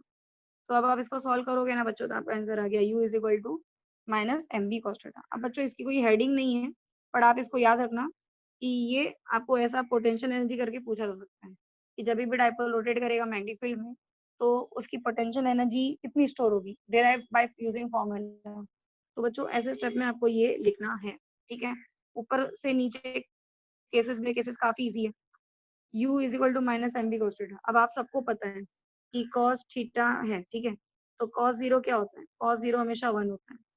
तो अगर मैंने cos जीरो लिखा, देखो थीटा इक्वल टू 0, तो cos जीरो क्या होता है 1, तो मेरा फॉर्मूला हो जाएगा u is equal to minus M, ठीक है। पर अगर मैंने लिखा cos 180, तो आपको पता होगा cos 180 कितना होता है, cos 180 होता है -1, तो -1 आपने डाला, उसको लिखा, फिर 90 लिखा, cos 90 होता है 0, तो आपका आंसर आ गया 0। तो ये आपका दूसरा डेरिवेशन है। तो यहाँ पे वही हुआ है कि as discuss in the activity earlier, suppose the bar magnet is suspended using extensible string, ठीक है। ये फॉर्मूले इस पे आप ज्यादा ध्यान मत दो, मैं आपको इस डायग्राम का मीनिंग बता रही हूँ। इस डायग्राम का मीनिंग बच्चों ऐसा है ना कि देखो अभी आप ऑसिलेशन चैप्टर पढ़ोगे ना, तो ऑसिलेशन चैप्टर में आपको पढ़ने को मिलेगा। ऑसिलेशन चैप्टर में बच्चों ऐसा है कि जो ग्राफ कॉस का वो ग्राफ होता है ना बच्चों, वो ऐसा होता है, कॉस का ग्राफ ऐसे होता है, ये होता है cos 0, ऑब्वियसली cos का हाईएस्ट वैल्यू +1 होगा, cos का लोएस्ट वैल्यू -1 होगा और cos का सेंटर वैल्यू 0 होगा, ठीक है। अगर आप cos 0 बोलो तो ये +1 होता है, cos 90 बोलो तो ये 0 होता है, cos 180 बोलो ना बच्चों तो ये -1 होता है, फिर आप 270 बोलो फिर से 0 होगा, 360 बोलोगे ना फिर से 1 हो जाएगा, क्योंकि देखो 1 0 -1, ये cos का ग्राफ होता है, ठीक है। जो साइन का ग्राफ होता है ना बच्चों, वो 0 से स्टार्ट होता है इस तरीके से, साइन 0 0, साइन 90 +1, साइन 180 0, 270 -1, क्योंकि इसका भी हाईएस्ट +1 होता है, लोवेस्ट -1 होता है। फिर आप इधर आओगे cos 360 again, sorry sine 360 again it will be 0। But ये ग्राफ ऐसा क्यों बना, क्योंकि बच्चों इस ग्राफ में cos दिया तो है पर माइनस साइन करके दिया है, तो cos है, cos का ग्राफ कैसे होता है, अभी मैंने कुछ देर पहले बोला ऐसे होता है, पर यहाँ पे माइनस साइन लगी है ना बच्चों, इसकी वजह से ग्राफ तो वही बन रहा है, हाँ, बट ग्राफ थोड़ा उल्टा उठ के बन रहा है ऐसे। तो cos 0 इज cos 0 इज 1। ये मतलब इन्होंने ये जो है इसको आप कंफ्यूज मत होते बैठना इस वाले ग्राफ से, इन्होंने जस्ट यहाँ पे समझाने की कोशिश की है कि भाई देखो हमारा ग्राफ माइनस का था तो हमने इसको बस ऐसे बना दिया है, बस इसके ऊपर ज्यादा अपना हिस्ट्री ज्योग्राफी मत अप्लाई करते बैठना। मैंने जितना इधर तक समझाया है that is more than enough. मैंने अभी आपको एक cos उसका ग्राफ क्यों बता रही थी कि इसका वैल्यू इतना होता है, इसका वैल्यू इतना होता है, ताकि आपको जो ये cos 0 की वैल्यू, cos मतलब 180 की वैल्यू, cos 90 की वैल्यू, ये आपको रट्टा ना मारना, आपको पता रहे कि मैम ने ऑलरेडी बताया था cos का ग्राफ ऐसे होता है। तो cos 0 क्या होता है? प्लस। तो देखो cos 0 1, cos 90 0, देखो 0 सॉरी, cos 180 -1। बस आप इतना याद कर पाओ, ये आसानी रहे आपको याद करने में, इसके लिए मैंने बताया। इस ग्राफ को और इस ग्राफ में ज्यादा जुड़ाव मत लेते बैठना। ये ग्राफ जस्ट इन्होंने इसके बाद में बनाया है। अब इसको आप ये सोचते मत बैठना मैं इधर तो cos 0 -1 है, ये फालतूगिरी मत करना। इसलिए ये डायग्राम एकदम आखिरी में रखना, आपका मतलब सिर्फ इस पोजीशन से है और रिलेटेड जो ग्राफ मैंने आपको बताया, बस दैट्स इट। इससे ज्यादा आपको दिमाग नहीं लगाना है, ठीक है। अब आपको अगली चीज मैं बताती हूँ। तो अभी अपन ने फर्स्ट चीज जो क्लियर की वो टॉर्क से रिलेटेड, सेकंड चीज जो अपन ने क्लियर की वो एनर्जी से रिलेटेड क्लियर कर ली। अब बच्चों अपनी जो थर्ड चीज है वो ये है कि यहाँ पे आपके सामने ये फॉर्मूला दिख रहा है, torque is equals to I d square theta by D T square. ये फॉर्मूला कहाँ से आया? अच्छी बात है, मैंने आपको रोटेशनल डायनेमिक्स पढ़ा दिया था। तो बच्चों रोटेशनल डायनेमिक्स में मैंने ना एक चीज बताई थी, अगर आप याद करो तो, कि एक सेकेंड, मैंने आपको एक फॉर्मूला बताया था। वो फॉर्मूला था I think if I am not wrong कि ओमेगा जो होता है that is D theta by D T. ये मैंने आपको बता दिया था। फिर मैंने अल्फा बताया था D omega by D T, correct है। फिर आप डी बाई डी टी लो। अब आप ये ओमेगा को अगर सॉल्व करते बैठो तो क्या आएगा? D theta by D T. तो आपका फॉर्मूला क्या आएगा? D square theta by D T square. जो बच्चे लास्ट लेक्चर में बैठे थे उनको याद होगा कि मैंने ये चीज कराई थी या नहीं कराई थी, ठीक है। फिर आप यहाँ पे अभी देखोगे D square theta by D T square. तो बच्चों यही फंडा ना यहाँ पे लगा हुआ है, ठीक है। अब इधर कैसा है? Torque is equals to alpha, ये फॉर्मूला लिया गया है।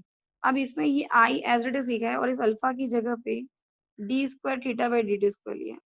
अल्फा का रीजन तो पता चल गया आपको कि d square theta by D T square आया, बट ये torque is equal to I alpha कहाँ से आया? ये आपको थोड़ा कंफ्यूजिंग होगा कि ये torque is equal to I d square theta by D T square कैसे? तो बच्चों कैसा है ना, जो चैप्टर 1 आपको सर जब पढ़ाएंगे, तो चैप्टर 1 जब आपको सर पढ़ाएंगे ना, तो आपको टॉर्क का ये वाला फॉर्मूला मिलेगा पढ़ने के लिए। अब आप बोलोगे मैम टॉर्क का ये फॉर्मूला कैसे आया, क्यों पढ़ रहे हैं हम लोग? रीजन सिंपल है, जैसे velocity is distance upon time होता है और angular velocity D theta by D T होता है, ठीक है। वैसे ही जैसे हर एक वेलोसिटी का दूसरा हिस्सा एंगुलर वेलोसिटी भी होता है। एक्सेलरेशन आपने लिखा dv बाई dt, ये तो नॉर्मल एक्सेलरेशन है, जिसको मैंने लास्ट लेक्चर में जब मैं रोटेशनल डायनेमिक्स का ऐसे इंट्रोडक्शन में लिया था, तो मैंने आपको क्या बोला था, हर एक चीज को लीनियर लिखना। तो आप इसको लीनियर एक्सेलरेशन लिखोगे, बट एंगुलर एक्सेलरेशन लिखने जाओगे तो क्या हो जाएगा? वही चीज हो जाएगी D omega by D T. तो बच्चों कैसा होता है ना, हर एक चीज का दो हिस्सा होते हैं। तो आपने जो torque into r into F पढ़ा, इस फॉर्मूले में आप नोटिस करो ये टॉर्क का लीनियर वाला सेक्शन है। लीनियर कैसा? क्योंकि जो भी चीज एंगुलर होती है उधर थीटा, ओमेगा या अल्फा जरूर रखती है। जैसे मैंने आपको लास्ट लेक्चर में पढ़ाया, लीनियर डिस्टेंस, लीनियर डिस्प्लेसमेंट, फिर अपना linear velocity, angular velocity, linear acceleration, angular acceleration, हर एक चीज के दो हिस्से थे। तो हर एक चीज पे नोटिस करो, एंगुलर में एंगल आना कंफर्म होता है। टॉर्क के फॉर्मूले में कहीं एंगल आ रहा है मतलब नहीं आ रहा है ना, देख लो आर इंटू एफ आ रहा है, कहीं पे नहीं आ रहा है। तो जब आप चैप्टर 1 रोटेशनल डायनेमिक्स पढ़ोगे तो उसमें आप जब आगे बढ़ोगे ना, तो उसमें आपको टॉर्क का एक फॉर्मूला पढ़ने को मिलेगा, that is torque is I. तो आई जो होता है ना बच्चों, इसको हम लोग इनर्शिया बोलते हैं। इनर्शिया आपने पढ़ा होगा, न्यूटन के फर्स्ट लॉ में आपने पढ़ा होगा, ठीक है। तो अल्फा इधर जब आया तो अगले स्टेप पे इसको कैसे लिखेंगे? D square theta by D T square. अब आप सोचोगे कि मैम ये फॉर्मूला यहाँ पे उठ के कैसे आ गया, मतलब जरूरत क्या पड़ी इस फॉर्मूले की? जरूरत है, कैसे जरूरत है? देखो, टॉर्क किससे लेना देना होता है? टॉर्क का लेना देना किससे होता है? जो भी फोर्स बॉडी को फोर्स लगाया और वो रोटेशनल डिस्प्लेसमेंट करता है, मतलब फोर्स लगाने पे चीजें रोटेशनल मोशन में चेंज हो रही है, तो वहां पे क्या आता है? टॉर्क आता है। तो बच्चों यहाँ पे भी टॉर्क आ रहा है ना, यहाँ पे डायपोल जब मैग्नेटिक फील्ड पानी के से घूम रहा है तो कहीं ना कहीं इसको भी परपेंडिकुलर फोर्स मिल ही रहा है। तो टॉर्क का अभी वो चेंज हो रहा है तो एंगल भी तो बदल रहा है। अब मैं हर बार ये तो नहीं बोल सकती ना torque is r into F और इंटू हटाया साइन थीटा आ गया, बस इसी से काम चलो। अभी हम 12th में आ चुके हैं, 12th में हर एक चीज को डीप मैनर में समझने की कोशिश की जा रही है। तो यहाँ पे आप देखो, यहाँ पे आप हेडिंग पढ़ो, यहाँ पे इन्होंने क्या लिया है? We observe that magnet rotate through the angle. Obviously magnet rotate करता है with certain angle and then it become stationary. Angle rotate करेगा बाद में स्टेशनरी भी हो जाएगा। This happens because of the restoring torque. Torque क्या करता है, दरवाजा आप खोलने जब जाते हो नॉर्मली, दरवाजा खोल के घर के अंदर आ गए, तो क्या दरवाजे को आपको धक्का मारना पड़ता है? दरवाजे के ऊपर वो जो लगा रहता है ना ऊपर वाला हिस्सा, वो दरवाजे को क्या करता है, बंद कर देता है ना अपने आप। तो क्यों ऐसा हो रहा है, उसको अपन क्या बोलते हैं, वो चीज अपने आप बंद हो रही है, रिस्टोर हो रही है। मतलब दरवाजा जिस जगह पे बैठा हुआ था, आपके फोर्स अगर वो दरवाजा खुल तो जरूर गया, और बाद में वो दरवाजा खुद अपने आप बंद भी हो गया, मतलब उसने अपनी ओरिजिनल रिस्टोर कर ली उस दरवाजे ने। तो जब आप दरवाजा बंद नहीं भी करो तो भी वो रिस्टोर कर रहा है ना अपना ओरिजिनल पोजीशन दरवाजा। तो वैसे यहाँ पे है, मैग्नेट को आप कितना भी घुमाओ, वो घूमते घूमते फिर से अपने ओरिजिनल पोजीशन पे आएगा ही आएगा। तो इस वजह से वहां पे क्या है, चीज जहाँ से शुरुआत हुई वहां से फिर से पहुंच गई, मतलब वहाँ पे इक्विलिब्रियम हो रहा है। इक्विलिब्रियम मतलब क्या, सेम टू सेम। इक्विलिब्रियम मतलब क्या, जब दो चीजें सेम होती है उसको आप क्या बोलते हैं, इक्विलिब्रियम बोलते हैं। तो वैसे ही हाल यहाँ पे भी है, जब डायपोल स्टार्ट हुआ जीरो से स्टार्ट हुआ, जब डायपोल सब कुछ घूम फिर के आ चुका है तभी भी वो जीरो पे आ गया। तो इन इक्विलिब्रियम पोजीशन, उसके अंदर क्या हो रहा है, वहाँ पे चीजें बैलेंस हुई, पर बैलेंस होने में क्या चीज इन्वॉल्व थी, torque is I d square theta bye D T square. अब ये कैसे आया, सिंपल तरीका है, एंगल तो था ही उसके अंदर जिसके वो बदल रहा था। ये आई का मीनिंग क्या है, ये आई का मतलब होता है बच्चों मोमेंट ऑफ इनर्शिया। और इनर्शिया क्या होता है, जो भी एक बॉडी जो अपने आप से अपनी जगह बदली नहीं कर सकती, इसको भी इनर्शिया बोलते हैं। दूसरी चीज इनर्शिया का मतलब क्या होता है, ये बॉडी जो रेजिस्ट करती है किसी चीज को अपने जगह से बदली होने के लिए, वो भी तो इनर्शिया होती है। तो यहाँ पे टॉर्क का फॉर्मूला इनर्शिया से रिलेटेड है, और ये यहाँ पे अप्लीकेबल भी हो रहा है इस कंडीशन में। क्यों अप्लीकेबल हो रहा है, क्योंकि जो भी डायपोल घूम रहा है वो अपनी ओरिजिनल पोजीशन में अपने आप उड़ के आ जा रहा है। तुम उसको धक्का दिए, according to Newton second law, आपने उसको फोर्स प्रोवाइड किया तो उसमें कुछ तो चीजें देखने को मिलेगी। Newton third law, every action there is an equal and opposite reaction. आप जितना भी धक्का दोगे वो उतना ही घूमेगा, बाद में घुमा फिरा के तो आएगा ना अपनी ओरिजिनल जगह पे। तो कहीं ना कहीं टॉर्क एंगल बदली करेगा, इनर्शिया भी वहां पे आ ही जाएगा। तो कहीं ना कहीं ये फंडा आ रहा है that torque is I d square theta bye D T square, आना है, आ रहा है ना कहीं ना कहीं। तो यहाँ पे इन्होंने वही लिखा है। फिर यहाँ पे इन्होंने आगे क्या बोला है, as seen from the magnet it is clockwise, now if you want try to rotate the magnet anti clockwise. तो ये फंडा इन्होंने बताया, इसकी जरूरत आगे पड़ेगी, कैसे पड़ेगी मैं बता। अब आगे इन्होंने क्या बोला है, जब तक डायपो सीधे सीधे घूम रहा था तब तो आपने लिखा, मतलब यहाँ पे आप देखो टॉर्क का फॉर्मूला आपने पढ़ा, यहाँ पे देखो टॉर्क का फॉर्मूला बच्चों आपका क्या है इधर, torque is M B sine theta है, करेक्ट। और ये कब आया, जब आपका डायपोल ऐसे घूम रहा है, तब आपका formula M B sine theta है। तो अभी जो आगे टेक्स्ट बुक में लिया है वो क्या है, अगर डायपोल ऐसे ना घूम के अगर उल्टा घूमता तो ऑब्वियस ही बात है आप इधर एक माइनस साइन लगा देते, ठीक है, लगा देते ही देते। तो वही इन्होंने क्या किया है यहाँ पे बच्चों, आप यहाँ पे देखो, यहाँ पे क्या लिखा है, if one, now if one try to rotate the magnet anti-clockwise through the angle d theta, then there will be a restoring torque। तो ऑब्वियस सी बात है, जब वो डायपोल उल्टा घूमेगा, जब कोई चीज सीधी घूम रही है, दूसरी तरफ तो तुमने दूसरी चीज टेढ़ी घुमाई उल्टी, तो कहीं ना कहीं तुम बैलेंस करने की कोशिश कर रहे हो। अभी आप शीशो का गेम देखो, आप गार्डन में भी खेलने जाते हो, एक तरफ वजन ज्यादा है, दूसरी तरफ वजन कम है, तो असर होता है ना, कम ज्यादा दिखाई देता है ना कि कौन ऊपर जा रहा है कौन नीचे जा रहा है। और अगर आप उसको बैलेंस करना चाहते हो आप क्या करोगे, आपको पता है कि यार जो चीज ऊपर है ना, ऑब्वियसली माते मतलब वो हल्का है, तो उस तरफ वेट बढ़ा दो ताकि चीजें बैलेंस हो। आपको बैलेंस करना होगा तो क्या करोगे, शीशो के गेम में गार्डन में बचपन में खेला होगा ना, अभी भी जाते होगे मे बी, बैलेंस करना रहता है ना। तो जब कोई चीज इधर से जा रही है तो दूसरी चीज इधर से जानी भी जरूरी है। तो यहाँ पे क्या हो रहा है ना बच्चों, सामने वाला बोल रहा है कि because of torque something is rotating, तो आपने ये फॉर्मूला लिया ठीक है, बट अगर कोई चीज उल्टी घूमी तो ये फॉर्मूला आएगा, एम बी साइन डेटा तो रहेगा आगे माइनस साइन। तो जब दोनों चीजें यहाँ पे हो रही है, तो दोनों चीजें क्यों हो रही है, ताकि एक फॉर्मूला और एक डिराइव होके है। तो वो फॉर्मूला डिराइव करने के हिसाब से सामने वाला क्या करे, इन दोनों कंडीशन को इक्वेट मार रहा है, इसने दोनों को कंपैरिजन कर लिया कि जब कोई चीज घूम रही है बिकॉज ऑफ टॉर्क, और जब कोई चीज घूम रही है बिकॉज ऑफ टॉर्क, तो एंगल वाइज ये फॉर्मूला बनेगा, कॉन्सेप्ट वाइज ये फॉर्मूला बनेगा, और दोनों ही फॉर्मूले टॉर्क के रिलेटेड है। इसके लिए दोनों को इन्होंने क्या किया, कंपैरिजन मार दिया।